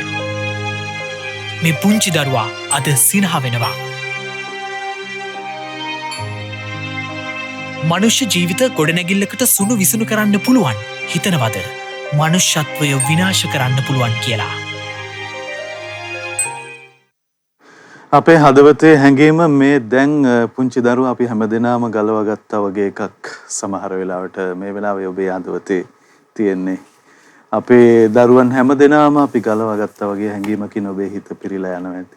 අපේ සායනංශ අවසරයි මේ හරි විස්මිත කාරණාව කිසි විටකවත් ආවරණයක් රැකවරණයක් හදන්න බැරි බිහිසුණු ස්ථානයකත් දරුවා වෙනුවෙන් ආවරණය රැකවරණය හැදිලා තිබුණ ආකාරය අවසරයි සා. රැස් කරන පින විසින් මේ මිනිස්යාව ආරක්ෂා කරන හැටි පුදුම සහගතයි. එහෙමයි. දැන් සමහර අවස්ථා අපිට දකින්න ලැබෙනවා මහත්තයා මිනිස්සුෙකුට හිතාගන්නවත් බැරි. ඒ කියන්නේ මිනිස්සුෙකුගේ ජීවිතේට එච්චර අනතුරක් වෙයිද කියලා අපි හිතන්නේවත් නැති තැන්වල මිනිසුන්ට ජීවිත අනතුරු සිද්ධ වෙනවා. එහෙමයි. ඒ වගේම අපිට දකින්න ලැබෙනවා මේ වගේ අවස්ථා. මිනිස්සු සමහර වෙලාවට ජීවිතේ රැකෙයි කියලා හිතන්නේවත් නැති තැන්වල ඒ ජීවිතේ රැකෙනවා. ඒක පිනක්. මම විශේෂයෙන්ම මේ වීඩියෝ පටය සදහවත් පින්වතුන්ලාට පෙන්විය යුතුයි කියන අදහස මට උපන්නේ මේ පිනක තියෙන වටිනාකම ගැන යම් අදහසක් හිතවල ඇති වෙන නිසා. ඒ කියන්නේ අපිව ආරක්ෂා කරන්න අපේ ජීවිතේ රැකවරණය පිණිස අපිම රැස් කරගත්ත අපේ ධනයක් තියෙනවා කියන හැඟීම. එහෙමයි. පින කියලා කියන්නේ ධනයක්. පුණ්‍ය ධනය. ඒ පුණ්‍ය ධනය කියන එකෙන් අපේ ජීවිතේට රැකවරණයක් ආරක්ෂාවක් ආශිර්වාදයක් ලබා දීලා තියෙනවා. හැබැයි අපි ඒක අඳුනගත්තේ නැත්තම්. අපි අඳුනගත්තේ නැත්තම් අපිට තියෙන පුණ්‍ය ධනයක් කියලා. අපි යලිත් ඒ පුණ්‍ය ධනය පෝෂණය කරගන්න උත්සුක වෙනවා. එහෙමයි ස්වාමීනි. ඒ වගේ වුණාම තමයි ඔය නොයෙකුත් මතිමතාන්තර සම්බන්ධයෙන් මහත්තයා දුරක් දිගක් නොහිතා ඒව ගිලින්නේ. එහෙමයි. ඒක ගිලගෙන තමන් මහා උගතෙක්ක මහා ප්‍රඥාවන්තයෙක් වගේ උජාරුවෙන් කල්පනා කරනවනේ. තමුන්ට තේරෙන්නේ නැහැ තමුන්ගේ ජීවිතේ තියෙන අවිනිශ්චිත භාවය මේ ජීවිතේ කොතැනක අවසන් වෙයිද? ඒ අවසන් වෙන්න කොයිතරම් හේතු තියෙනවද? ඒ හේතු කාරණා ඔක්කොම ASCII මං රැකලා ඉන්නේ ඇයි? අන්න ඒක අපිට තේරෙන්නේ නැහැ. එහෙමයි. වසංගත පැතිරෙනවා. ඒ වසංගත අතරේ විශාල වශයෙන් ආරක්ෂා වෙලා ඉන්න අයත් ඒවාට ගොදුරු වෙලා මැරලා යනවා පේනවා. සමහර මහා ධන සම්පත් තියෙන මිනිස්සු හොඳ උසස් ගණේ රෝහල් වල ගන්න පුළුවන් සියලු ආකාරයේ සනීප ආරක්ෂාවන් මැද ඉඳලත් මේ වසංගත රෝගිය වැළඳිලා හැමිය පරලෝ ගියා. එහෙමයි. ධන සම්පත් විශාල වශයෙන් තිබුණු මිනිස්සු ඒ ධනයෙන් මේ තමන්ගේ ජීවිතය රක්ෂා කරගන්න විශාල වශයෙන් වෙහෙසි ඉද්දිත් ලෝකෙ අත්හැරලා දාලා ගියා. එහෙමයි. ඉතින් මේ දේවල් ඔක්කොම අපිට දකින්න ලැබුණා. එතකොට අපිට අපේ ජීවිතය දිහා හැරී බලන්න තරම් කල්පනාවක් අපිට තියෙන්න ඕන. මේ මට තියෙන්නේ මොකද්ද පිනක්. එහෙමයි ස්වාමීනි. මං කරගත්ත මා විසින්ම රැස් කරපු මම විසින්ම වපුරාගත්ත පිනක ඵලයයි මා මේ ලබන්නේ. එසේනම් මා යලිත් කළ යුත්තේ මොකද්ද? අනාගතේ සැප විඳින්න හැකි පින කියන එකමයි මා වැපිරිය යුත්තේ කියන එක. ඒ කියන්නේ මහත්තයා හොඳට පේනවා අපදානෙහිම අපි බලනකොට පිනකින් පිනක් රැස් කරගන්න අවස්ථාව ලබන ඒ මහා පින්වන්තයෝ ඒ අවස්ථාවෙන් යලි පින්කොට යලි පින් කරගැනීමේ අවස්ථාව ලබා ඇවිල්ලා තමයි එහෙමයි ස්වාමීනි. අවසානයේ ගෞතම සාසනයේ රහතුන් බවට පත් වෙලා පින්පව් කියන දෙකම නසා දාලා මේ සංසාර දුකින් නිදහස් වුනේ. එහෙමයි. ඒ නිසා පින රැස් කර ගැනීම පිණිස සදහැවතුන්ලගේ හිත පිහිටාවා කියන අදහසින්මයි ඔය වීඩියෝ පටයත් අපි ඔබට පෙන්වන්න කල්පනා කළේ. සා මේ පිනක තියෙන ආරක්ෂාව ගැන මේ හිතේ අදහස් ඇති කරගෙන පින් රැස් කර ගැනීමටම උත්සුක වෙන්න. අපිට කරුණාවෙන්ම අපේ පින්වත් ස්වාමීන් වහන්සේ මේ සියලු අනුශාසනාවන් සිදු කොට වදාලා. ස්වාමීනි දැන් අපිට සම අවසර ලැබේවා. අපි දුරකථනයේ ඔස්සේ දහම් ගැටලු ලබා ගන්න සූදානම් වන්නේ. ඉතින් පින්වත් ඔබට අපි ආරාධනා කරනවා 0112 548 400 ඔස්සේ ඔබේ දහම් ගැටලුව පැහැදිලිව නිරවුල්ව කෙටියෙන් ඉදිරිපත් කරගන්න කියලා. ඉතින් පළමු අවස්ථාව ඔබට අරනායකින් අබේකෝන් මහත්මයා පින්වන්ත ඔබටයි අවස්ථාව. තෙරුවන් සරණයි. නමෝ බුද්ධාය. නමෝ බුද්ධාය. ගරු ස්වාමීන් වහන්සේ මම අහන්නේ මේ දැනගන්න මේ ධන සම්පත්තිය නිතරම දේශනා කරන ඒ ගැන විස්තරයක් තමයි පොඩි දැනගන්න බලාපොරොත්තු වෙන්නේ. හොඳයි. තෙරුවන් සරණයි ඔබට. අවසරයි ස්වාමීන්. ඔව් මම හිතන්නේ අද අපි කතා බහ කරපු කාරණේටත් ඊටාම සමීප කරුණක් ක්ෂණ සම්පත්තිය කියන එක ගැන බුදුරජාණන් වහන්සේ විග්‍රහ කරපු දේශනාව තමයි අක්ඛන සූත්‍රය. අක්ඛන සූත්‍රයේදී බුදුරජාණන් වහන්සේ දේශනා කළ ක්ෂණය අහිමි වෙන අවස්ථා. ක්ෂණය අහිමි වෙන අවස්ථා කියන කරුණෙන් තමයි අපිට ක්ෂණ සම්පත්තිය කියන එක තෝර බේර ගන්න පුළුවන් වෙන්නේ. ක්ෂණය අහිමි වීම බුදුරජාණන් වහන්සේ දේශනා කළ මහණෙනි මේ ලෝකයට සත්‍ය දේශනා කරන ලෞතුරා භාග්‍යවත් බුදුරජාණන් වහන්සේ නමක් පහළ වී දහම් ගොහෝසාව පැතිරෙමින් තිබේ. ඒ පැතිරෙන කාලයේ යම් මේ සත්වයෝ නිරයේ ඉපදී සිටි. ඒ නිරයේ උපන් සත්වයාට ක්ෂණ සම්පත්තිය අහිමි වී තිබේ. දැන් මේ කාලේ වුණත් මහත්තයා පැහැදිලිව සත්‍ය වූ ධර්මයේ කතා කරනවනේ කල්යාණ මිත්‍රයන් වහන්සේලා. එහෙමයි ස්වාමීන්. බුදුරජුන්ගේ අනුශාසනාව බුදුරජාණන් වහන්සේ පැන වූ විනය අද තියෙනවා. ඒ කියන්නේ ශාස්ත්‍රූන් වහන්සේ වැඩ ඉන්නවා වගේ.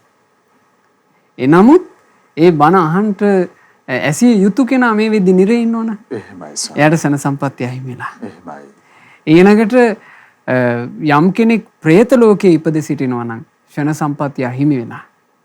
යම් කෙනෙක් තිරිසනුන් අතර ඉපද සිටිනවා නම් ක්ෂණ සම්පත්තිය අහිමි වෙලා. ඊළඟට යමෙක් අසඤ්ඤ තලවල මේ ලෝකයට බුදු කෙනෙක් පහළ වුණත් ඒ සම්බුදුරජාණන් වහන්සේ දේශනා කරන සද්ධර්මයට අවධානයක් යොමු කරන්න බැරි දීර්ඝායුෂ තියෙන ලෝක තියෙනවා. ඒවට කියනවා අසඤ්ඤ ලෝක කියලා. එහෙමයි. ඒ අසඤ්ඤ ලෝකවල ඉපදී සිටිනවා. ඒ කෙනාටත් සන සම්පත්තිය අහිමි.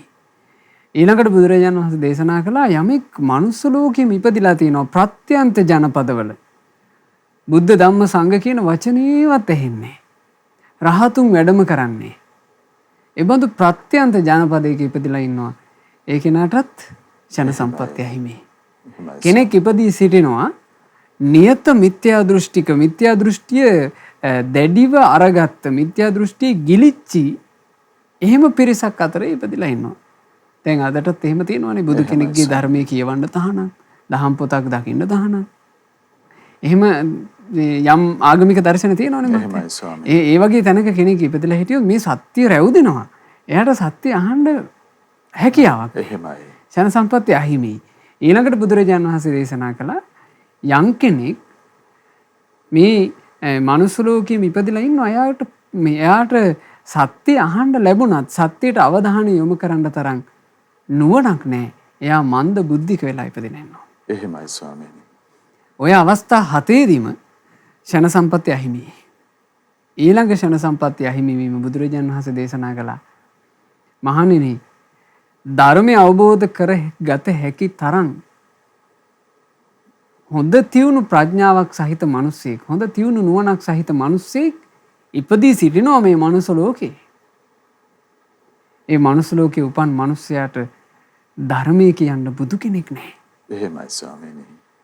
ශන සම්පත්‍ය අහිමි. එහෙමයි. එතකොට ශන සම්පත්තිය කියලා කියන්නේ මොකද්ද? ලෞතර භාග්‍යවත් අරහත් සම්මා සම්බුදුරජාණන් වහන්සේ නමකගේ සත්‍ය වූ නිර්මල වූ පාරිශුද්ධ වූ සද්ධර්මයේ ඊතා පිරිසිදුව නිර්මලව යම් මනුස්ස ජීවිතයක අහන්න ලැබෙනවා නම් අන්න ශන සම්පත්තිය. එතකොට මේකෙන් හොඳට තේරෙනවා යම් කෙනෙක් මේ ප්‍රඥාව උපදවාගෙන සසර දුකින් නිදහස් වීම පිණිස ජීවිතේ සැපවත් කර ගැනීම පිණිස ජීවිතේ ශ්‍රේෂ්ඨත්වයට පත් කර ගැනීම පිණිස මම රහත් කියාගත්ත මිනිසුන්ගේ බොල් කතා අහලා හරියන්නේ නැහැ. මං මාර්ගඵලලාභී කියාගත්ත මිනිසුන්ගේ තම තමන්ගේ අත්නෝමති මතිමතාන්තර අහලා ඇති වැඩක් නැහැ. තම තමන්ට හිතෙන විදිහට කියලා දෙන භාවනා අහලා වැඩක් නැහැ. එයා අහන්න ඕන ධර්මයමයි. ඒක හරි පැහැදිලිනේ මහත්තයා මේකේ. නුවණක් තියෙන මිනිස්සෙක් ඉපදිලා ඉන්නවා කියනවා. නුවණ තියෙන මිනිස්සෙ උපන්නට ඒ මිනිස්සයාට බුදු කෙනෙකුගේ ධර්මය අහන්න ලැබෙන්නේ නැත්නම් තමන්ගේ නුවණින් කල්පනා කරලා නිවන් දකින්න බෑ. එහෙමයි ස්වාමීනි. එහෙම එකක් නැහැ. ඒ තමන්ගේ නුවණින්ම මේ ධර්මය අවබෝධ කරගෙන ධර්ම අවබෝධයෙන් සැනසෙන උත්තමයෝ පිරිසක් වැඩ ඉන්නවා පසේබුදුවරු කියලා. ඒ පසේබුදුරජාණන් වහන්සේලා බවට පත් වෙන්නේ මහත්තයා සම්බුද්ධ ශාසනයක මහා කැපකිරීමක් කරන අය. එහෙමයි. ඒක ප්‍රතිඵලයක් විදිහට. එතකොට මේ අපි ගත්තොත් මේ ප්‍රඥාව උපදිනවා කියන එකට බුදුරජාණන් වහන්සේගේ ධර්මයේම ඕන කියලා කියනකොට ඇතැම්මු ඒක සම්බන්ධයෙන් මේ නොයෙක් මතිමතාන්තර දරනවා. එහෙමයි. ප්‍රඥාව උපදින්න හැබෑ නුවණ උපදින්න බුදු කෙනෙක්ගේ ධර්මය උවමනාමයි. ධර්මයේ නැතුව කරන්න බෑමයි. ධර්මයේ උවමනාමයි. ඒක හොඳටම තේරුම් ගන්න පුළුවන්. අපේ සාරිපුත්ත මහරහතන් වහන්සේගේ මේ ජීවිතය ගත්තාම. එහෙමයි. ධර්මාවබෝධයට පින තිබුණු මහා ප්‍රඥාවක් තිබුණු උත්තමයා. උපතිස්ස තරුණයා විදිහට නිවනක් හොයාගෙනම යනවා. සැනසෙන ජීවිතයක් හොයාගෙන යනවා. අර ගිරග්ග සමාජයට ගියාට පස්සේ කලකිරුණානේ මේ කාම ලෝකෙ ගැන. එහෙමයි ස්වාමීනි. මේවා වැඩකට නැති ඒවා කියලා ඒක තේරෙන්න නුවණක් තිබුණා. මේ නටනවා, ගයනවා, විනෝද වෙනවා, සැරසෙනවා, මේකප් කරනවා මේවා නෙමෙයි ජීවිතේ. මේකෙන් ඇති ප්‍රතිඵලයක් නැහැ. මේවා ඔක්කොම ASCII නාකි වෙනවා, මේවා ඔක්කොම ASCII ලෙඩ වෙනවා, මේවා ඔක්කොම ASCII මැරෙනවා කියලා තේරුම් ගන්න නුවණක් තිබුණා. එහෙමයි ස්වාමීනි. හැබැයි ධර්ම අවබෝධය ලබන්න තරම් නුවණක් නැහැ. ඒ නුවණ නැත්තේ කාටද? මේ බුද්ධ ශාසනය පැවිදි වුණාට පස්සේ ප්‍රඥාවෙන් අග්‍ර වෙච්ච උත්තමයා. එහෙමයි. එහෙම ප්‍රඥාවක් තිබුණා. ඒ ප්‍රඥාව තිබුණ කෙනා ධර්මාවබෝධය ලැබුවේ බුදුබණ පදයක් අහන්න ලැබුණමයි. බුදුරජාණන් වහන්සේගේ ධර්මය අහන තාක් අර ප්‍රඥාව තිබුණට ඒ ප්‍රඥාවට විකසිත වෙන්න විදිහක් නැහැ. නෙළුමක් හොඳටම මෝරලා තිබුණත් ඉරේලිය වැටෙන්නම ඕන පිපෙන්න. එහෙමයි ස්වාමීනි. හොඳටම නෙළුම මෝරලා තිබුණත් ඉරේලිය වැටෙන නොවැටෙන තාක් නෙළුම පිපෙන්නේ නැත. ඉතින් ශන සම්පත්තිය කියලා කියන්නේ සම්මා සම්බුදුරජාණන් වහන්සේ නමකගේ සත්‍ය වූ සද්ධර්මය අහන්ට ලැබෙන කාලෙක ලබන මනුස්ස ජීවිතේ මේ දැන් තියෙන ශන සම්පත්තිය. ශන සම්පත්තිය ගැන බුදුරජාණන් වහන්සේ දේශනා කළා මේ ලැබුණු අවස්ථාව අහිමි කරගන්න එපා කියලා. ඒ නිසා මුලින්ම තේරුම් ගන්න අවස්ථාව ගැන ලේසි බේරිල්ලක් නෙවෙයි බේරිලා තියෙන්නේ කියලා. එමත් නිරේම් බේරිලා, තිරිසන් ලෝකෙන් බේරිලා, പ്രേත ලෝකෙන් බේරිලා, අසඤ්ඤ තල වලින් බේරිලා, ඊළඟට ප්‍රත්‍යන්ත ජනපද වලින් බේරිලා. දැන් මේ ලෝකෙ උපදින්න කොච්චර රටවල් තියෙනවද? ඒව ඔක්කොගෙම බේරිලා අපි මේ බණපද ඇහෙන ඉසව්වකම ඉපදිලා ඊළඟට මේ නියත මිත්‍යා දෘෂ්ටික වෙන්නේ නැතුව ඉපදිනා. ඊළඟට යමක්කම කිව්වහම තේරුම් ගන්න පුළුවන් තරම් ඥාන ශක්තියක් ඇතුව ඉපදිලා. එහෙමයි ස්වාමීනි. ලේසි බේරිල්ලක් නෙවෙයි බේරිලා තියෙන්නේ. අපිට සෙන සම්පත්තිය ලැබීමේ අවස්ථාව තියෙනවා. හැබැයි ෂණ සම්පත්තිය උරුමය ගන්නවාද කියන එක තම තමන් හොඳට වීරියෙන් නුවණින් කල්පනා කරලා කරගත යුතු එක. ඒ නිසා පින්වතුනි මේ ලැබිච්ච අවස්ථාවේ හොඳට ධර්මය අහන්න. ධර්මය ඉගෙන ගන්න. ධර්මයෙන් සතුට ලබන්න. කල්යාණ මිත්‍රයන් වහන්සේලාව නිතර ඇසුරු කරන්න. කල්යාණ මිත්‍රයන් වහන්සේලාට ගරු සත්කාර දක්වන්න. හොඳට පින් රැස් කරගන්න. සෑයේ වැඳ වැඳ බෝධිය වැඳ වැඳ පිළිම වහන්සේලා වන්දනා කර කර හොඳට පින් රැස් කරගන්න. දාන මාන ආදීන් හොඳට පින් රැස් කරගන්න. මේ ලැබුණු අවස්ථාවේ තමන්ගේ ජීවිතේ හොඳට පිනෙන් ශක්තිමත් කරගන්න, ධර්මයෙන් ශක්තිමත් කරගන්න හැමදෙනා උත්සුක වෙන්න. ඉතින් ෂණයෙන්ම ලැබුණ මේ සම්බුද්ධ ශාසනයේ උදාාර කොට හැසිරෙන්න අපේ පින්වත් ස්වාමීන් වහන්සේ අපට අනුශාසනා සිදු කොට වදාලා ශ්‍රද්ධා ධම්සභා මණ්ඩපයේ සමග ඉරිදා රාත්‍රියේ ඔබ රැඳෙන්නේ 0112548400 ඔස්සේ ඔබේ දහම් ගැටලුව යොමු කරන්න ඔබට අවස්ථාව තිබෙනවා. දුරකථනයේ රැඳෙන පින්වන්ත ඔබට අපි අවස්ථාව වෙන් කරගන්නවා. පින්වත් ඔබ මාතරින් මාලි. තෙරුවන් සරණයි. නමෝ බුද්ධාය. නමෝ බුද්ධාය. පින්වත් ස්වාමීන් මට දැනගන්න ඕනේ අපිට වතු කාලේ එකතු කරන කොළරොඩු වල වගේ ඒ වගේ තැන් වල මේ සත්තු වර කුඹරගේ ගොඩක් සත්තු ඉන්නවනේ. ඒ වගේ එකට ගින්දර ගින්තියක් කවලා අයින් කරන්න පුච්චන්න හදද්දී මම හිතට එනවා දැන් මේ සම්නකින් ගොඩ ලොකු පාපයක් සිදු වෙන්නේ සත්තු මැරෙනවනේ කියලා. ඒ අවස්ථාවේදී ලොකු පාපයක් වෙනවද? ගෙදර මකුළුදල් කඩද්දී වගේ මකුළු වන්ට වගේ හානියක් ලොකු පාපයක් කියලා දැනගන්න ඕනේ. හොඳයි. තෙරුවන් සරණයි පින්වන්ත ඔබට අවසරයි ස්වාමී.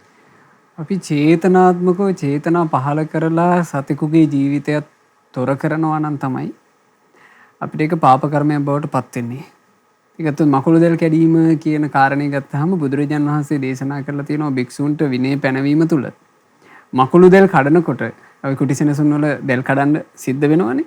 දැල් කඩලා මේ සේනාසනේ පිරිසිදුවකට පිළිවෙලකට තවත් භික්ෂු සංඝයාට පරිහරණය කරන්න පුළුවන් වෙන්න තියාගන්න ඕනනේ. එහෙමයි.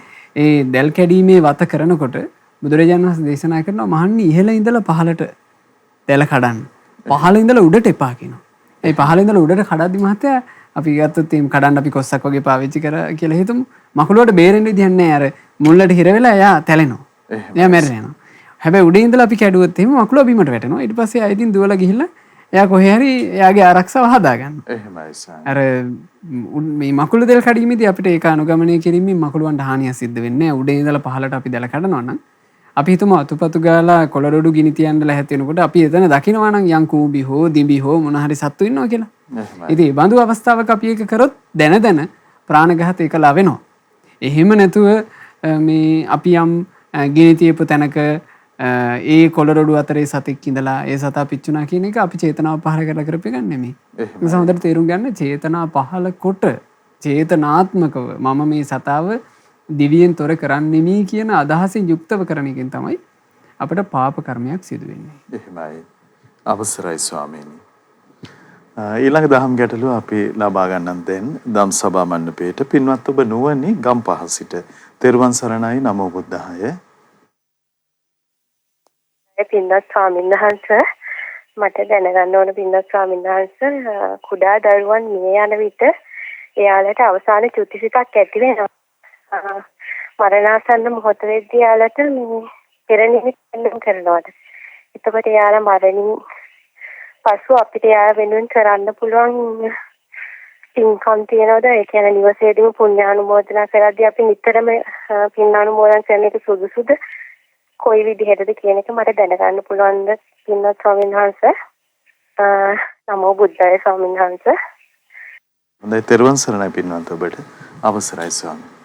කුඩා දරුවෙක්ගේ හෝ වේවා යම් කිසිවෙක් මිය පරලෝ යනකොට ඒ මිය පරලෝ යන කෙනාගේ අවසාන සිත කියන එක අවසාන මොහොතේ ඇතිවෙන සිත කියන එක එයාගේ පරලොවට බලපෑමක් සිදු කරනවා. ඉතින් ඒක අපිට මේ ඒක සම්බන්ධයෙන් අපිට නිශ්චිත ප්‍රකාශයක් දැන් මේ එතුමිය ප්‍රශ්නය අහනකොට ඇහුවා ඒ කියන්නේ අනිවාර්යයෙන්ම අවසාන මොහොතේ පෙර නිමිත්තක් හට ගන්නවා. එහෙම කියලා ඒක සම්බන්ධයෙන් අපිට නිශ්චිත පිළිතුරක් දෙන්න බෑ. එකිනෙකාට ඒක විවිධයි.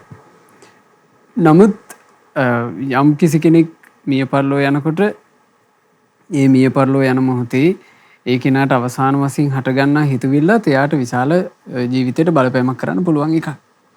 ඒ නිසාමයි නුවණ තියෙන මිනිස්සයා මරණය ගැන මරණයට පෙරම හිතන්නේ. එහෙමයි ස්වාමීනි. මරණාසන්න මොහොත ගැන ඒ කියන්නේ මරණයට පත්වීම ගැන තමන්ගේ මරණයට පත්වීම ගැන නුවණ තියෙන මිනිස්සෙක් ඒකයි කල්ැතුවම හිතලා තියන්නේ. එහෙමයි. මට මේ මරණය කියන එකට මුහුණ දෙන්න තියෙනවා. ඒ මුහුණ දෙන මරණය වෙනුවෙන් මට ආරක්ෂාවක් හදාගෙන තියෙන්න ඕනේ. එහෙමයි. දැන් හදාගන්න ආරක්ෂාවල් අතරේ තියෙන වටිනාම ආරක්ෂාවනේ මහත්තයා මාර්ගඵල අවබෝධය. එහෙමයි ස්වාමීනි. කෙනෙක් සෝවාන් වෙලා හිටියොත් එහෙම සෝතාපන්න වෙච්ච කෙනාට මේ සතර අපායේ උපද නැතිව ගිහිල්ලා තියෙන්නේ. එයා සතර අපායේ උපදිනවා කියන එක සිද්ධ වෙන්නෙම නෑනේ. ඉතින් ආයේ ඊට වඩා මොන ආරක්ෂාවක්? එයා තමන්ගේ ජීවිතේ මේ මරණාසන්න මොහොත වෙනුවෙන් කල්ැතුව ආරක්ෂාව හදාගෙන. එහෙමයි ස්වාමීනි. බුදුරජාණන් වහන්සේ තවදුරටත් දේශනා කළා යම් කෙනෙක් දැන් සෝතාපන්න ඵලයට පත් වෙලා නැහැ. නමුත් සද්ධානුසාරී වී සිටිනවා නම් ධම්මානුසාරී වී සිටිනවා නම් ඒ සද්ධානුසාරී ධම්මානුසාරී ශ්‍රාවකයාද සෝතාපන්න නොවි කලුරිය කරන්නේ කියන කරුණ අභව්‍යයි කියලා. ඒතකොට ඒත් ආරක්ෂාවක් තියෙනවා. එහෙමයි ස්වාමීනි. ඊට අමතරව ආරක්ෂාව ගැන බුදුරජාණන් වහන්සේ දේශනා කරද්දී භාග්‍යවතුන් වහන්සේ වදාළේ මිනිස්සෙකුට මරණාසන්න මොහොතේ සිහි මුලා නොවීම පිණිස පවතින කාරණා. මෙත්සිත දියුණු කිරීම. එහෙමයි. ඊළඟට කරුණාසිත, මුදිතාසිත, උපේක්ෂාසිත මේවා දියුණු කිරීමත් ආරක්ෂාව. ඊළඟට හොඳට සිල් ආරක්ෂා කොට තිබීම. සීලය ආරක්ෂා කරපු කෙනාටත් සිහි මුලා වෙන්නේ නැහැ. එහෙමයි ස්වාමීනි. හොඳට දම්පැන් පූජා කිරීම. දම්පැන් පූජා කරන කෙනාට සිහි මුලා වෙන්නේ නැහැ. එතකොට ඊළඟට බුදුරජාණන් වහන්සේ දේශනා කළා ජීවිතේ හොඳට පින් කරලා තියෙනවා නම් පින රැස් කරපු තැනටත් මරණ ඉස්සරහා බියක් ඇති ගැනීමක් නැතුව එහෙමයි මේ ඒකට මුහුණ දෙන්න පුළුවන්. ඊළඟට ධර්මයේ කෙරෙහි සැක නැති කෙනාට මරණාසන්න මොහොතේ බියත ඇති ගැනීම හටගන්නේ නැහැ කියනවා. ඉතින් මේ වගේ අපිට අපේ ජීවිත කාලේ යම් කාලවකවානුවක් අපි හිටියොත් අපිට ආරක්ෂාවක් හදාගන්න අවස්ථාවක් තියෙනවා. එහෙමයි. නමුත් ඉතින් ඉතා කුඩා වයසින් දරුවෙක් මිය පරලෝ යනවා නම් එයාට ඒ ආරක්ෂාව ඒ විදිහට සලසා ගන්න හැකියාවක් ඇත්තේ නැහැ.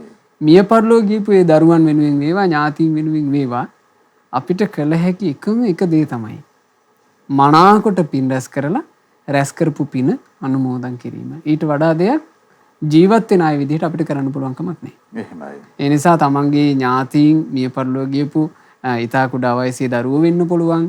වෙන තමන්ගේ ඥාතීන් වෙන්න පුළුවන්. ඒ ඥාතීන් සියල්ලෝ වෙනුවෙන් අපි ඒ අය කළ යුත්තේ මනාකොට පිනක් රැස් කරලා ඒ මනාකොට රැස් කරනා ලද පින ඥාතීන්ට අනුමෝදන් කරන්න ඕන. ඉදන් මේ ඥාති නං හෝතු මේ මා රැස් කරපු පින මාගේ ඥාතීන්ට වේවා. සුඛිතා හොන්තු ඥාතයෝ මේ පිනෙන් ඥාතීන්ගේ පරලොව සැපයටපත් වේවා කියලා පින් අනුමෝදන් කිරීම. එයයි කළ යුත්තේ. එහෙමයි. ස්වාමීනි මේ කාරණාව සම්බන්ධ කරුණක් විමස ගන්න හිතෙනවා. දැන් පුංචි දූ දරුවන් ගොඩක් වෙලාවට අම්මා අප්පච්චිලා එක්ක ඉන්නකොට සමහර වෙලාවට දැන් නම් මේ කුඩා මේ ෆෝන් එකත් පාවිච්චි කරනවා සමහර අවස්ථාවල සහ මාධ්‍යත් එක්කත් ඉන්නවා. ස්වාමීනි මේ කාරණා පසකින් තබද්දී වැඩි වශයෙන් දරුවන්ට චෛත්‍ය බෝධිය ගැන කරුණු කියලා දීලා කවි ගාථා සජ්ජායනා කරබලා එහෙම මානසික පරිසරයක් පුංචි වයසේ ඉඳලා හදලා තියන්න යම් උත්සාහයක් දරන්න දෙමව්පියන්ට අවස්ථාවක් තියෙනවා ස්වාමීනි. ඇත්තෙම බුද්ධිමත් වුණොත් අම්මා තාත්තා දෙන්නෙක්. එහෙමයි. ඊළඟට අම්මා තාත්තා දෙන්න මුලින්ම ජීවිතයට හදාගත යුතු සරණ මේකයි කියලා අඳුනාගෙන හිටියොත්. ඔය දෙක තියෙන්නේ පෙම් මහන්තේ. එහෙමයි. අම්මා තාත්තා දෙන්නට බුද්ධිමත් භාවයේ තියෙන්න ඕන. ඊළඟ එක තමයි ජීවිතයකට හදාගත යුතු සරණ ධර්මයෙන් සලසා ගන්නා සරණයි කියන එක ඒ දෙමව්පිය මුලින්ම අඳුනන් ඉන්න ඕන. එහෙමයි ස්වාමීනි. අපි අනිත් යම් දියුණුවීම් යම් තාක් තියනවාද ඒ හැම දෙයකටම කලින් අපේ ජීවිතේට වටිනා වැදගත්ම දේ අපි හිතමු දරුවන්ට අධ්‍යාපනය දෙන්න ඕන. දරුවන් අනාගතයේ හොඳ රැකී ආරක්ෂා කරන තැන්වලට අරගෙන යන්න ඕන. ඒ වෙනුවෙන් කැප වෙන්න ඕන. ඒවා තියෙනවා. එහෙමයි. නමුත් ඒ හැම දෙයකටම කලින් දරුවන්ට දිය යුතු දේ තමයි තෙරුවන් සරණ.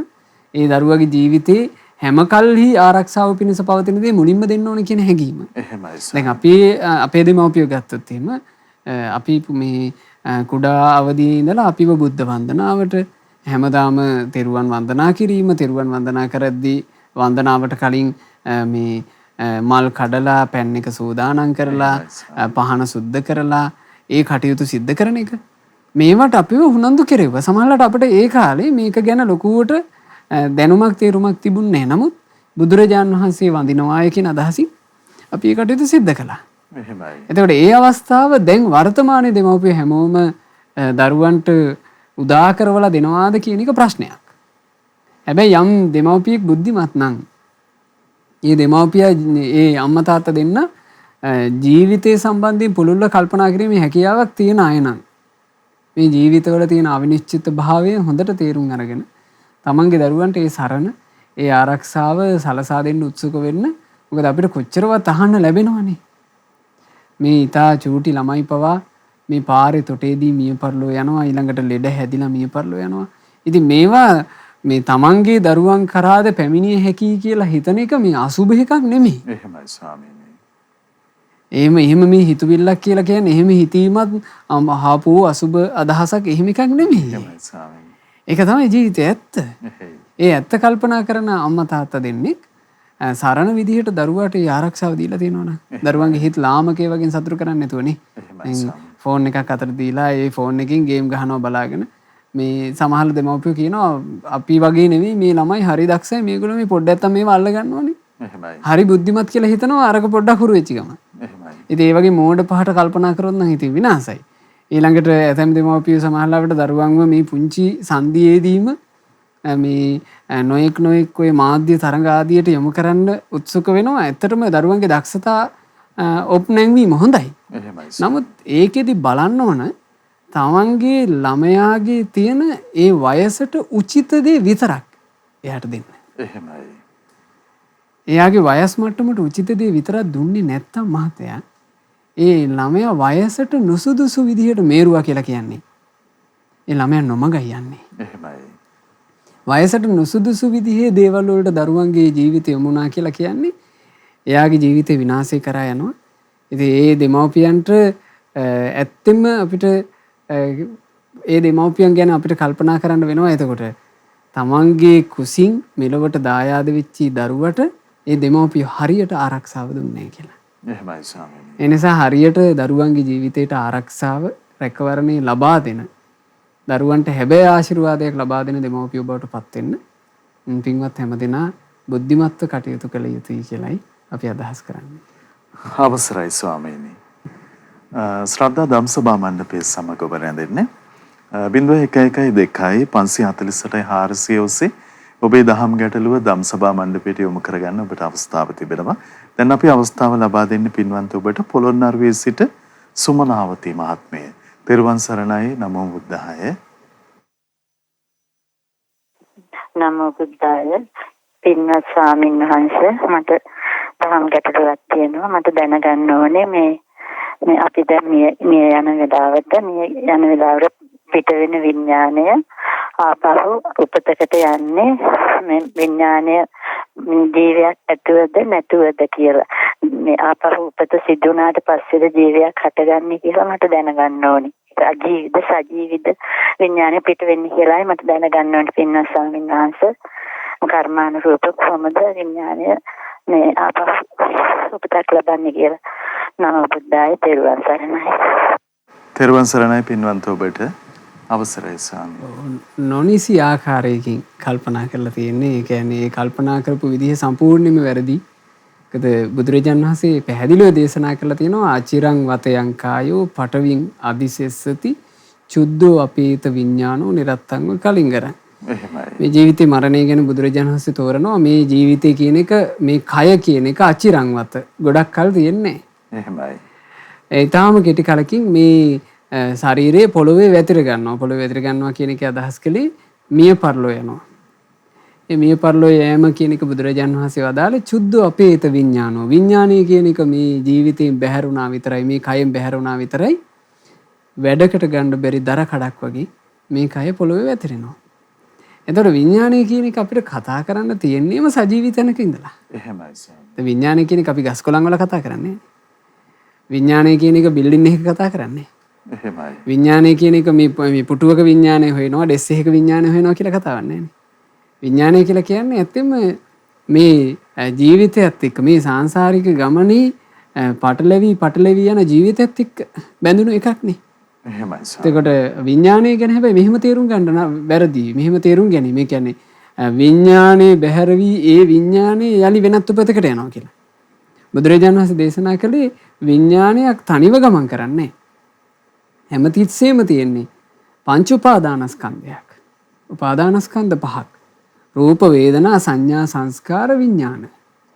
බුදුරජාණන් වහන්සේ වදාලා තේරුම් ගන්න කිව්වා රූප වේදනා සංඥා සංස්කාර කියන පහ හරියට පොළොව වගේ.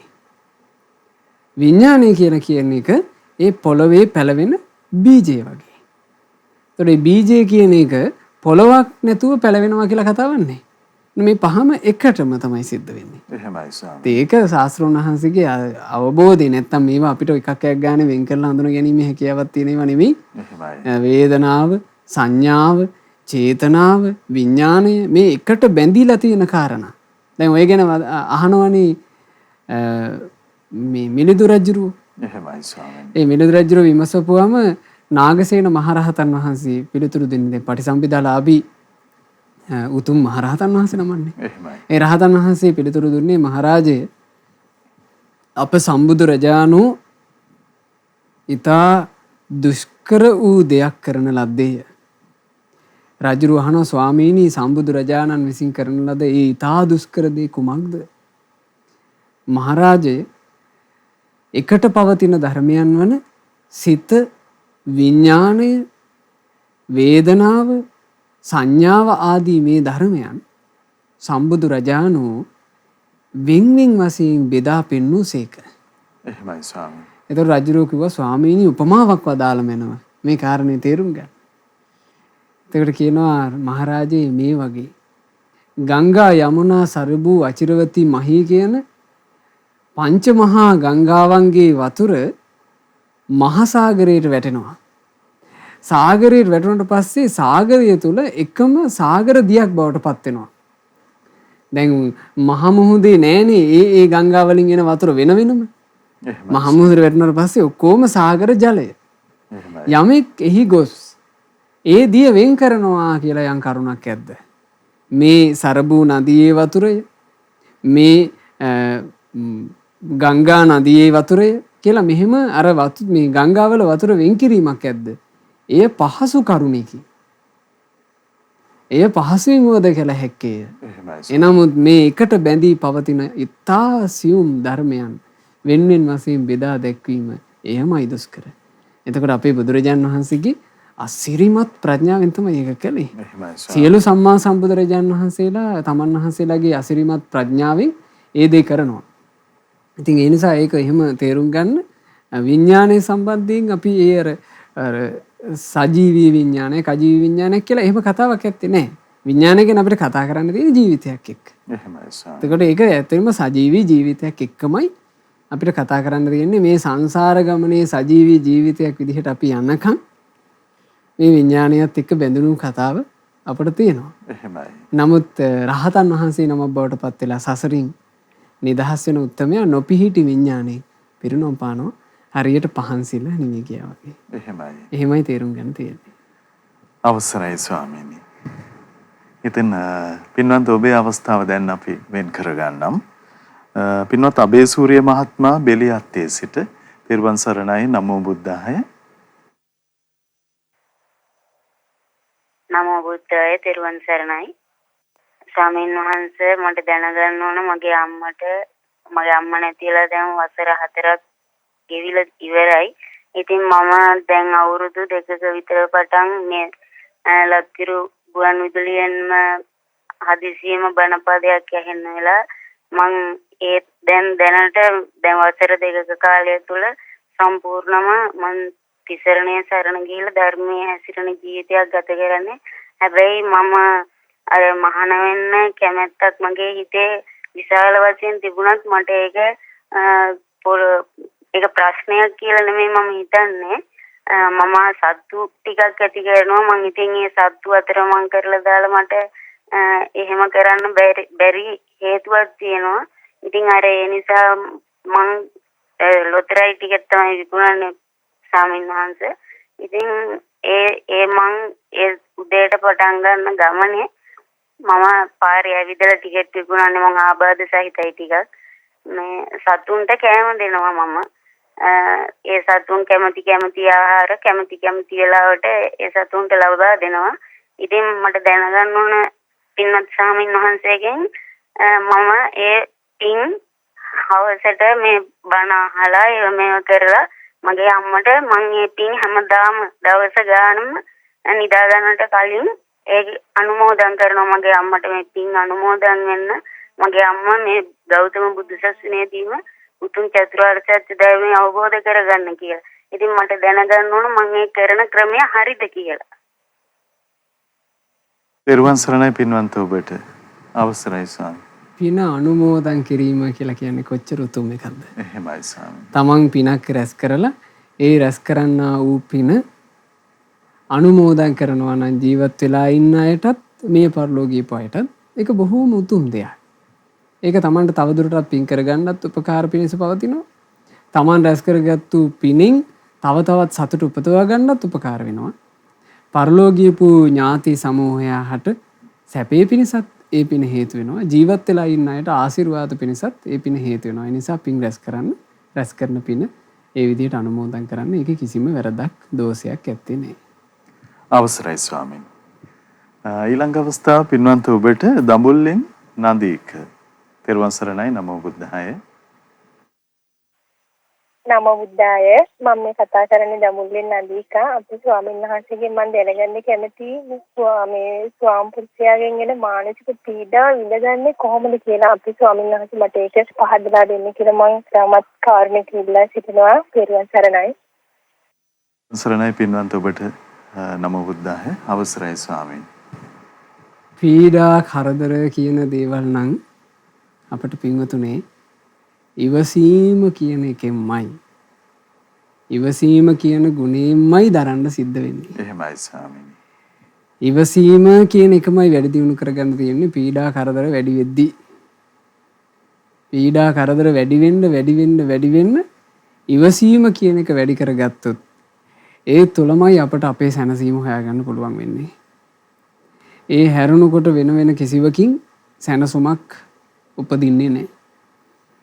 ඒ නිසා බුදුරජුන් සරණ ගියපු ශ්‍රාවක පිරිස විදිහට අපට අපේ ජීවිතයේ ඉවසීම උදෙසා හැමතිස්සෙම මුල් කරගන්න පුළුවන් තෙරුවන් සරණ. ඒකට අපි මීට පෙරත් ඔබට සිහි කරලා දීලා තියෙනවා සුප්පාවාසා සූත්‍රය. සුප්පාවාසා සූත්‍ර දේශනාව කියලා කියන්නේ අසිරිමත් සූත්‍රයක් මහත්තයා. එහෙමයි ස්වාමී. මොකද සුප්පාවාසා කියන තරුණ කාන්තාවට ඒ තරුණ මව්තුමියට ආවේ සාමාන්‍යයෙන් කාන්තාවකට නොයන විදිහේ ප්‍රශ්නයක්. ඒ කියන්නේ මේ වර්තමානයේ ඉඳලා අපි අතීතයට විමසලා බලනකොට අපි දන්න ඉතිහාසය තුල ඒ සුප්පාවාසාට මේ උරුම වෙච්ච ඉරණම වෙන කාන්තාවකට උරුම වුණේ. ඇයට පැමිණි කර්ම දෝෂයන්නේ. එහෙමයි ස්වාමීනි. ඇයගේ කුසේ දරුවෙක් පිළිසිඳ ගත්තා. පිළිසිඳ ගත්ත දරුවා බිහි වෙයි කියලා ඔන්න මේ 9 මාසයක් 10 මාසයක් බලන් හිටියා දරුවා බිහි වෙන්නේ. එහෙමයි. වෛද්‍යවරු ආදී බැලුවත් දරුවා හොඳට කුසේ මෝරනවා. දරුවාගේ මේරීමේ කිසිම ප්‍රශ්නයක් නැහැ. දරුවා නිරෝගී අම්මා නිරෝගී. හැබැයි බිහි වෙන්නේ. බිහි වෙන්නේ නැති දරුවා කුසේ මෝරනවා. මෙහෙම මෝරමින් ඉද්දී මේ මොනම විදිහකින්වත් මේ දරුවා බිහි වුණේ සම්පූර්ණ අවුරුද්දක් ගත වෙලා. එහෙමයි ස්වාමීනි. මේක මහත්තයා මෙහෙම ඉතින් දරුවා බිහිවීම සම්බන්ධයෙන් අපේක්ෂා තබාගෙන මේක දිගින් දිගට කාලේ ගත වෙලා ගියා. කොච්චර කල් ගත වුණාද කියන්නේ අවුරුදු 7ක් ගෙවුණානේ. එහෙමයි ස්වාමීනි. අවුරුදු 7ක් ගෙවෙනකොට දරු ගැබ බර වැඩි. අන්තිමේ මේ අම්මට කෙලින් හිට ගන්න බෑ. ගැබ බර වැඩි දැන් 7 අවුරුද්දක් ගත වෙලා මේ ගැබ සහිතව අම්මට සයනේ හාන්සි වෙලා ඉන්න සිද්ධ වුණා. එහෙමයි. එහෙම වද වේදනා වින්දා. ඇයට කොච්චර මානසික පීඩනයක් එන්නේ ඇද්ද ඒ තුලින්. සාමාන්‍යයෙන් එහෙම එකක් වෙන කාටවත් වෙලත් නෑ. ඒක අනපේක්ෂිතයි. එහෙමයි ස්වාමීනි. හැබැයි අය ඒක පීඩාවක් කරගත්තේ නැහැ. ඇය හැමතිස්සෙම සිහි කළා කියනවා මේ වගේ දුක් සහිත සසර ගමනකින් අනේ මගේ ශාස්ත්‍රුන් වහන්සේ නිදහස් වුණානේ. එහෙමයි ස්වාමීනි. ඒ සංසාර ගමනේ යන්න හේතු වෙන යන්තා කෙලෙස් ඇද්ද? ඒ කෙලෙස් ඔක්කොම අවබෝධ කරගෙන කෙලෙස් වලින් නිදහස් වෙලා බුදුරජාණන් වහන්සේ සසරින් අත මිදුණා. ඒ කාන්තෙන් මගේ බුදුරජාණන් වහන්සේ සම්මා සම්බුද්දයි. ඔන්න බුද්ධ රත්නය සිහි කළා. ඒ බුදුරජාණන් වහන්සේ යම් නිවනක සැනසුණා නම් නිවන කියන්නේ මේ සසර දුක් නැති සැනසිලිදායක තැනමයි. ඒ නිවන කරා ගෙන යන ධර්මයේනේ බුදුරජාණන් වහන්සේ දේශනා කළේ. ධර්මයේ ඒකාන්තයෙන් ස්වාක්ඛාතයි. එහෙම සිහි කළා ධර්ම රත්නය. අනේ මේ ශ්‍රාවක සංගරුවන මේ වගේ දුක් නසන්න නේද මහන්සි වෙන්නේ. මේ සීල සමාධි ප්‍රඥා වඩන්නේ සංසාරයක උපදින මෙහෙම ප්‍රශ්න මෙහෙම කංකටොළු නසලා දාන්න නේද? ශ්‍රාවක සංගරුවන නම් ඒකාන්තයෙන් සුපටිපන්නයි කියලා සංඝ රත්නය සිහි කළා. ඒ නිසා පීඩා කරදර ජීවිතේ දෙනකොට ගොඩාක්ම හොඳ දේ තමයි පීඩා කරදර නැති ජීවිත සිහි කිරීම. ඒ නැති ජීවිත කියලා කියන්නේ මේ රටේ ලෝකේ ඉන්න මිනිස්සුන්ගේ ජීවිත නෙවෙයි. මේ මිනිස්සු මොන දේවල් වලින් සැපවත් වෙලා හිටියන් මහත්තයා මේ කෙලෙස් පීඩා වලින් යුක්තයි. එහෙමයි ස්වාමීනි. ඒ කෙලෙස් පීඩා නැති ජීවිත තමයි අපි සිහි කරන්න ඕන. කෙලෙස් පීඩා නැති ජීවිත කියලා කියන්නේ බුදු, පසේබුදු, මහරහත්. අපිට පුළුවන් බුදුරජාණන් වහන්සේ ගැන සිහි කරන්න, අපිට පුළුවන් ධර්මයේ සිහි කරන්න, අපිට පුළුවන් සංගරුවන සිහි කරන්න, අපිට පුළුවන් පසේබුදුවරු ගැන අපි ඔය ධර්ම දේශනාවලදී කොතේකුත් නොයෙක් ප්‍රවෘත්තීන් කියලා දෙනවා. ඒ දේවල් මතකේ තියාගෙන සිහි කරන්න පුළුවන්. එහෙමයි. මේ කාලවකවානුවේ අපේ ගුරු දේවෝත්තම පින්වත් ලොකු ස්වාමීන් වහන්සේ ආචාර්ය මනුස්සෝ ග්‍රන්ථය සම්පාදනය කළා. මහා කාරුණික බුදුරජාණන් වහන්සේගේ ඒ අතිශය සොඳුරු, අතිශය ආශ්චර්යමත්, අතිශය සැනසිලිදායක ඒ ජීවන ප්‍රවෘත්තිය.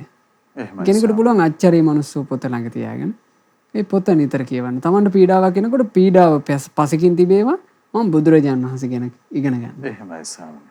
අපිට සැනසෙල්ලක් උදා කරගන්න පුළුවන්. ඒ නිසා ඉවසීමෙන් යුක්තව ඒ ප්‍රශ්න වලට මුහුණ දෙන්න. ප්‍රශ්නේ ගැන නොහිතා බුදුරජුන් ගැන, ධර්මයේ ගැන, සංගරුවන ගැන, ඒ නිකලෙස් උතුමන් ගැන සිහි කර කර හිත නිවා ගන්න. අවසරයි ස්වාමීනි. ඉතින් ශ්‍රද්ධා ධම්සභා මණ්ඩපේ කාලය කෙමෙන් නිමා වෙනවා. තවත් එක ගැටලුවක්, දහම් ගැටලුවක් අපේ පින්වත් ස්වාමීන් වහන්සේගේ අවධානයට යොමු කරගන්නමින් අපි අර්ථයන් ලබා ගන්න, පිළිතුරු ලබා ගන්න අපට අවස්ථාවක් තිබෙනවා. ඉතින් ඔබේ අවස්ථාව අපි උදා කරගන්නම්. ගම්පහින් පින්වත් ආනන්ද මහත්මයා ඔබට අවස්ථාව. තෙරුවන් සරණයි. නමෝ බුද්ධාය. නමෝ බුද්ධාය.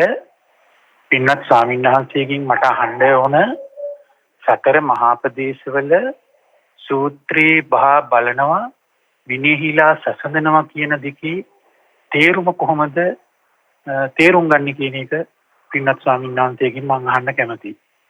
නමෝ බුද්ධාය. බුද්ධාය. අවසරයි. සතර මහාපදේශ වදාරනකොට බුදුරජාණන් වහන්සේ අපට දේශනා කළා අපිට යම් කෙනෙක් ධර්මයේ කියනකොට අපිට යම් කෙනෙක් කියනවා මෙහෙම යම් පුද්ගලයෙක් හෝ යම් පිරිසක් අපිට කියනවා මේක බුදුරජාණන් වහන්සේගේ වචනයයි කියලා. එහෙමයි ස්වාමීනි. යමක් කියනවා මේ බුදුරජුන්ගේ වචනයයි කියලා. බුදුරජාණන් වහන්සේ වදාලා ඒක පිළිගන්නත් එපා, ප්‍රතික්ෂේප කරන්නත් එපා. ඒක ධර්මයේ බහා විනය සසඳා බලන්න කියලා. එහෙමයි. ධර්මයේ බහා විනය සසඳනකොට ධර්මයට මනාකොට ගැලපෙනවා නම් විනයෙහිලා සැසඳෙනවා නම් මේ අප බුදුරජුන්ගේ වචනයයි කියලා පිළිගත යුතුයි. එහෙම සසඳෙන්නේ නැත්නම් මේ නම් අප බුදුරජුන්ගේ වචනේ නොවේ කියලා ප්‍රතික්ෂේප කරන්න ඕන. එහෙමයි. මම මේ කාරණේ තෝරලා දෙන්න කලින් වර්තමානයේ අපි ගොඩාක් සැලකිලිමත් වෙන්න ඕන කාරණාව මහත්තයා. ඒ කියන්නේ අර බුදුරජාන් වහන්සේගේ මූලික දේශනාව තුළ මේ කියන කරුණු තියනවාද කියලා බලන්න ඕන. දැන් ගොඩාක් එක එක පිරිස මේ බුදුරජාණන් වහන්සේ මෙහිමයි වදාළේ, බුදුරජාණන් වහන්සේගේ ධර්මය අපි මෙහිමයි එක්ක තේරුම් ගන්න ඕනේ කියලා නොයෙකුත් මතිමතාන්තර කතා කරනවානේ. එහෙමයි. ඒ කතා කරනකොට විශේෂයෙන් වර්තමානයේ අපි බලන්න ඕන දෙයක් තමයි මූලික බුද්ධ භාෂිතය තුළ මේ කරුණු තියනවාද කියලා. ඒ මූලික බුද්ධ භාෂිතය තුළ තියනවාද කියලා බැලීමත් එකක්. මූලික බුද්ධ භාෂිතය කියලා කියන්නේ බුදුරජුන් විසින් දේශනා කළ මහා කස්සප මහරහතන් වහන්සේ ප්‍රමුඛ මහා සංඝරුවන විසින් පළමුවෙනි වර සංගායනා කළ සබ්බකාමී යස උතුම් රහතන් වහන්සේලා විසින් දෙවන වර සංගායනා කළ මොග්ගලී පුත්තිස්ස මහරහතන් වහන්සේ ප්‍රමුඛ ඒ රහතුන් විසින් තුන්වෙනි වර සංගායනා කළ. ඒ සංගායනාවේදී කිසිදු කිලුටක් කිසිදු විපර්යාසයක් වෙන්න නොදී ඊතා මනවින් රක්ෂා කළ. ඒ රක්ෂාවෙන් පසු මේ ලංකා භූමියට ඒ සංගායනාවටද සහසම්බන්ධ වූ අපගේ අනුබුදු මිහිඳු මහරහතන් වහන්සේ විසින් දායාද කළ. ඒ බිහි වූ රහතන් වහන්සේලා විසින්ද රක්ෂා කොටගෙන පැමිණ ග්‍රන්ථාරූඪ කොට අපට රක්ෂා වුණ ධර්මය. එහෙමයි. ඇයි මම මෙහෙම කියන්නේ මහත්තයා? නැත්නම් මේ ඉතිහාසය කියන එක ගැන ඇතමෙකුට තියෙන්නේ වැරදි මතයක් නේ. එහෙමයි. ඇතම කියනවා මේ සංගායනාවලදී ධර්මයේ විකෘතුනා කියලා. මේ කාටද මේ ගරහන්නේ? රහතුන්ට. එහෙමයි ස්වාමීනි. රහතන් වහන්සේලා මේ අසීහියෙන් ඉන්නවාද මේ ධර්ම කාරණා පටලවෙන්නේ? එහෙමයි. ඒ නිසා හොඳට මේ කාරණේ තෝර බේර ගන්න ඕනේ. ඒ කරුණ තෝරා බේරාගෙන පින්වතුනි අපට මේ වෙනකොටත් රක්ෂා වෙලා තියෙන්නේ බුදුරජාණන්සේගේ පිරිසිදු වචනේ. ඒ පිරිසිදු වචනයට අනුගතයිද කියලා අපි බලන්න ඕන. මේ අහන්න ලැබෙන ඒවා එකක්. නෙත්තිප්පකරණය කියන උතුම් ග්‍රන්ථයේ ওই කාරණේ ඊටා මැනවින් තෝරලා දුන්න අපේ මහා කච්චායන මහරහතන් වහන්සේ. මහා කච්චායන මහරහතන් වහන්සේ කියලා කියන්නේ කෙටියෙන් දේශනා කරන ධර්මයන් අර්ථ වශයෙන් විස්තර කොට දේශනා කරන භික්ෂූන් අතර අග්‍ර. ඒ මහා කච්චායන මහරහතන් වහන්සේ වදාලා ධර්මයේ බහා බලනවා කියලා කියන්නේ කවරක්ද ධර්මයේ? චතුරාර්ය සත්‍ය ධර්මයයි. අහන කාරණේ බලන්න ඕන. දුක්ඛාර්ය සත්‍යයට ගැළපේද? සමුදයාර්ය සත්‍යයට ගැළපේද? නිරෝධාර්ය සත්‍යයට ගැළපේද? නිරෝධ ගාමිනී පටිපදාර්ය සත්‍යයට ගැළපේද? ඒක තමයි ධර්මය. ධර්මයේ බහා බලනවා කියලා කියන්නේ චතුරාර්ය සත්‍යයට ගැළපෙනවද කියන එක. එහෙමයි. විනය සසඳලා බලනවා කියලා කියන්නේ විනය කියලා කියන්නේ දුරු වීම. මොනවා දුරු වෙනවාද කියලාද බලන්න ඕන. මේ වචනයෙන් රාගය දුරු වෙනවාද කියලා බැලිය යුතුයි. ද්වේෂය දුරු වෙනවාද කියලා බැලිය යුතුයි. මෝහය දුරු වෙනවාද කියලා බැලිය යුතුයි. එතකොට විනය කුමක්ද? රාග විනය, දෝෂ විනය, මෝහ විනය කියන විනය. ඒ විනයන්ගේ සැසඳෙනවාද කියලා බලන්න ඕන. රාගය දුරු වීම පිණිස පවතින එකක්ද? ද්වේෂය දුරු වීම පිණිස පවතින එකක්ද? මෝහය දුරු වීම පිණිස පවතින එකක්ද? ඒ උපදේශය කියලා බලන්න ඕන. එහෙම තමයි යම් අයගේ අත්නෝමති අපි තෝරා බේරාගත යුත්තේ. එහෙමයි ස්වාමීනි. එහෙම තෝරා බේරා ගන්න තරම් බුද්ධිමත් වුණා නම් කවදාවත් ඔය මේ ලාමක ලාභ සත්කාර ආදිය ලබා ගන්නු රිසියෙන් නොයෙකුත් මුසාබස් දොඩන හිස් මිනිසුන්ට අහු වෙන්නේ නැහැ. එහෙමයි. ඒ හිස් මිනිසුන්ට අහු වෙලා මුලා වෙලා මුලාවෙන් මුලාවට ගිහිල්ලා මම රහතෙක් එක්ක ඉන්නවා කියලා බොල් මිනිහෙක් එක්ක ඉන්නේ ඇතැම්මෝ. එහෙමයි ස්වාමීනි. මම රහතන් වහන්සේ නමක් එක්ක ඉන්නවා කියලා හිතාගෙන කෙලෙස් ගහන බොල් මිනිස්සෙක් එක්ක ඉන්නවා. එහෙමයි. කොච්චර අභාග්‍යයක්ද? එහෙමයි ස්වාමීනි. ඊට වඩා කොච්චර සුන්දරයිද කෙලෙස් නැසූ රහතන් වහන්සේ නමකගේ 13 වහන්සේ නමක් වන්දනා කරගෙන ඉන්න.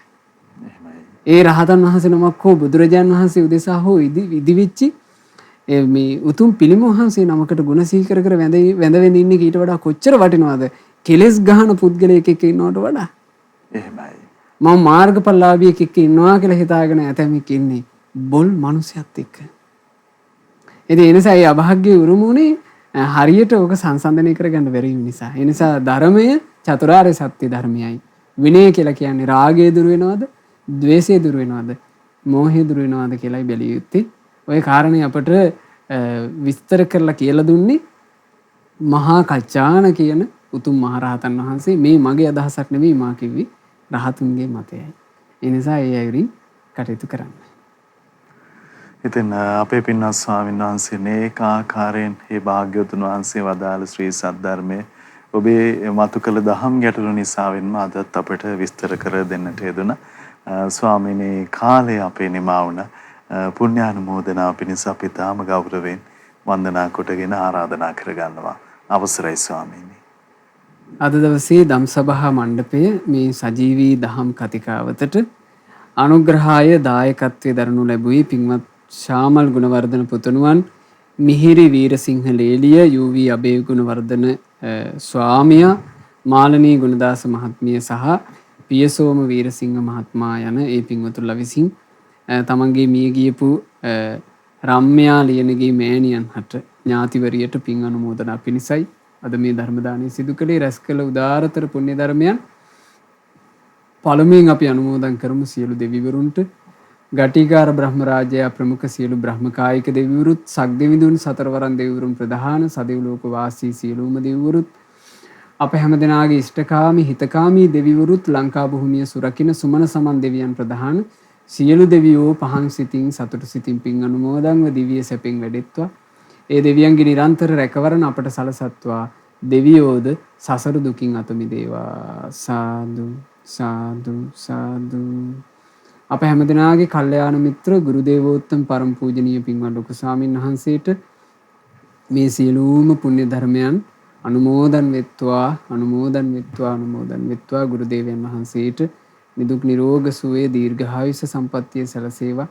ගෞතම සාසනය තුලම උතුම් වූ චතුරාර්ය සත්‍ය ධර්මය පරිපූර්ණ වශයෙන්ම අවබෝධ කරගන්නට වාසනාව ලැබෙත්වා. සාදු සාදු සාදු. ඒ වගේම රැස් කළා වූ උදාරතර පුණ්‍ය ධර්මයන් සේරුවිල මංගල රාජමහා විහාරාධිපති තැන්පත් අපගේ පූජනීය පින්වත් අලුදෙණිය සුබෝධි නායක ස්වාමීන් වහන්සේට මේ සියලුම පුණ්‍ය ධර්මයෝ අනුමෝදන් වෙත්වා අනුමෝදන් වෙත්වා අනුමෝදන් වෙත්වා. රටලෝක වාසී පූජනීය මහා සංඝරුවනට පින් අනුමෝදන්ව පින්වතුන් වහන්සේලා නිදුක් නිරෝග සුව ලබත්වා දීර්ඝායුෂ සම්පන්නිය ලබත්වා. සිල් ගුණ පුරණ මේ මහා සංඝරුවන සියලු දෙවියෝ ඉහින් ආරක්ෂා කරත්වා. ගෞතම සාසනය තුලම ධර්මාවබෝධයෙන් සැනසෙන්න වාසනාව ලැබෙත්වා. සාදු සාදු සාදු. රැස් කරගන්නට යෙදුනා වූ මේ උදාරතර පුණ්‍ය ධර්මයන් අද ධර්ම දානයේ සිදු කරන පින්වතුන්ලගේ ප්‍රධාන අරමුණ වශයෙන් සතහන් කොට ඇති පරිදි අංක 333න් 1 ඉහළවෙල මෙහිඇල්ල කුරුණෑගල යන ලිපිනේ පදිංචිව සිට 2018 වර්ෂයේ දෙසැම්බර් මාසයේ 19 වන දින මීට වර්ෂ 3කට ඉහතදී මිය පරලෝ යන්ට යෙදුණු පින්වත් රම්මිලතා ලියනගේ මහත්මියට මේ සියලුම පුණ්‍ය ධර්මයෝ අනුමෝදන් වෙත්වා අනුමෝදන් වෙත්වා අනුමෝදන් වෙත්වා.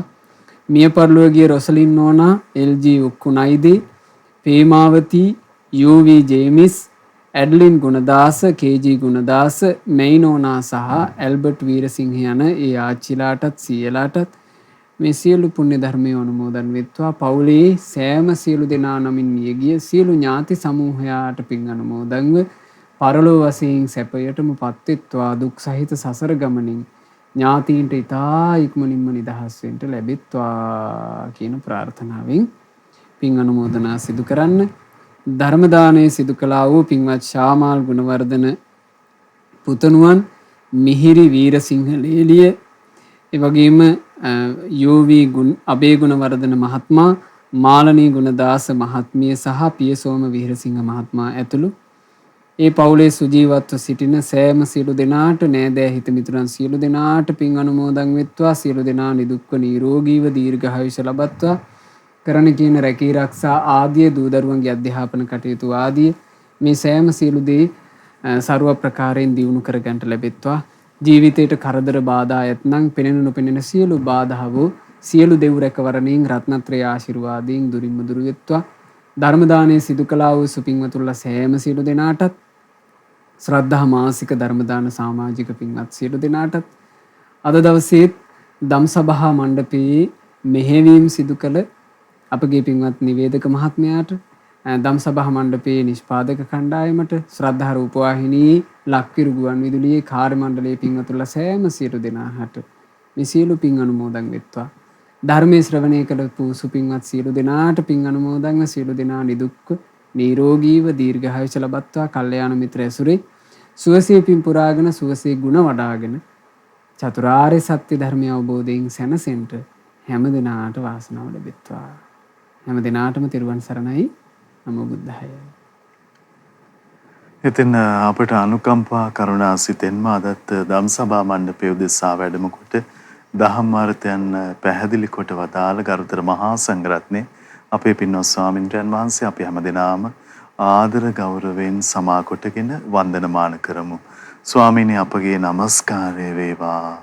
යම්සේ ශ්‍රද්ධා රූපවාහිනිය ඔස්සේ, ලක්විරු ගුවන් විදුලිය ඔස්සේ, ශ්‍රද්ධා ලක්විරු අන්තර්ජාල සජීව විකාශනයන් ඔස්සේ සුවහසක් වූ ශ්‍රාවක ප්‍රේක්ෂක පින්වන්ත හැමදෙනා කැටුව ගරුතර මහා සංඝරත්නයේ ගෞරවයෙන් වැඩම කොටගෙන අප යම්සේ දම්සභා මණ්ඩපය කරවා ලෝකයට ශ්‍රී සද්ධර්මයේ දායාද කොට උඳුවප්පුර 15ක පොහොය දවසට පසුදා රාත්‍රියේ දම්සභා මණ්ඩපය කරවා මහත්ඵල මහානිසංස උතුම් පුණ්‍ය ධර්මය රැස් කරගත්තේද ඒ සියලු පුණ්‍ය ධර්මය නොවලහා අපගේ පින්වත් ස්වාමින්ද්‍රයන් වහන්සේට අනුමෝදන් වේවා.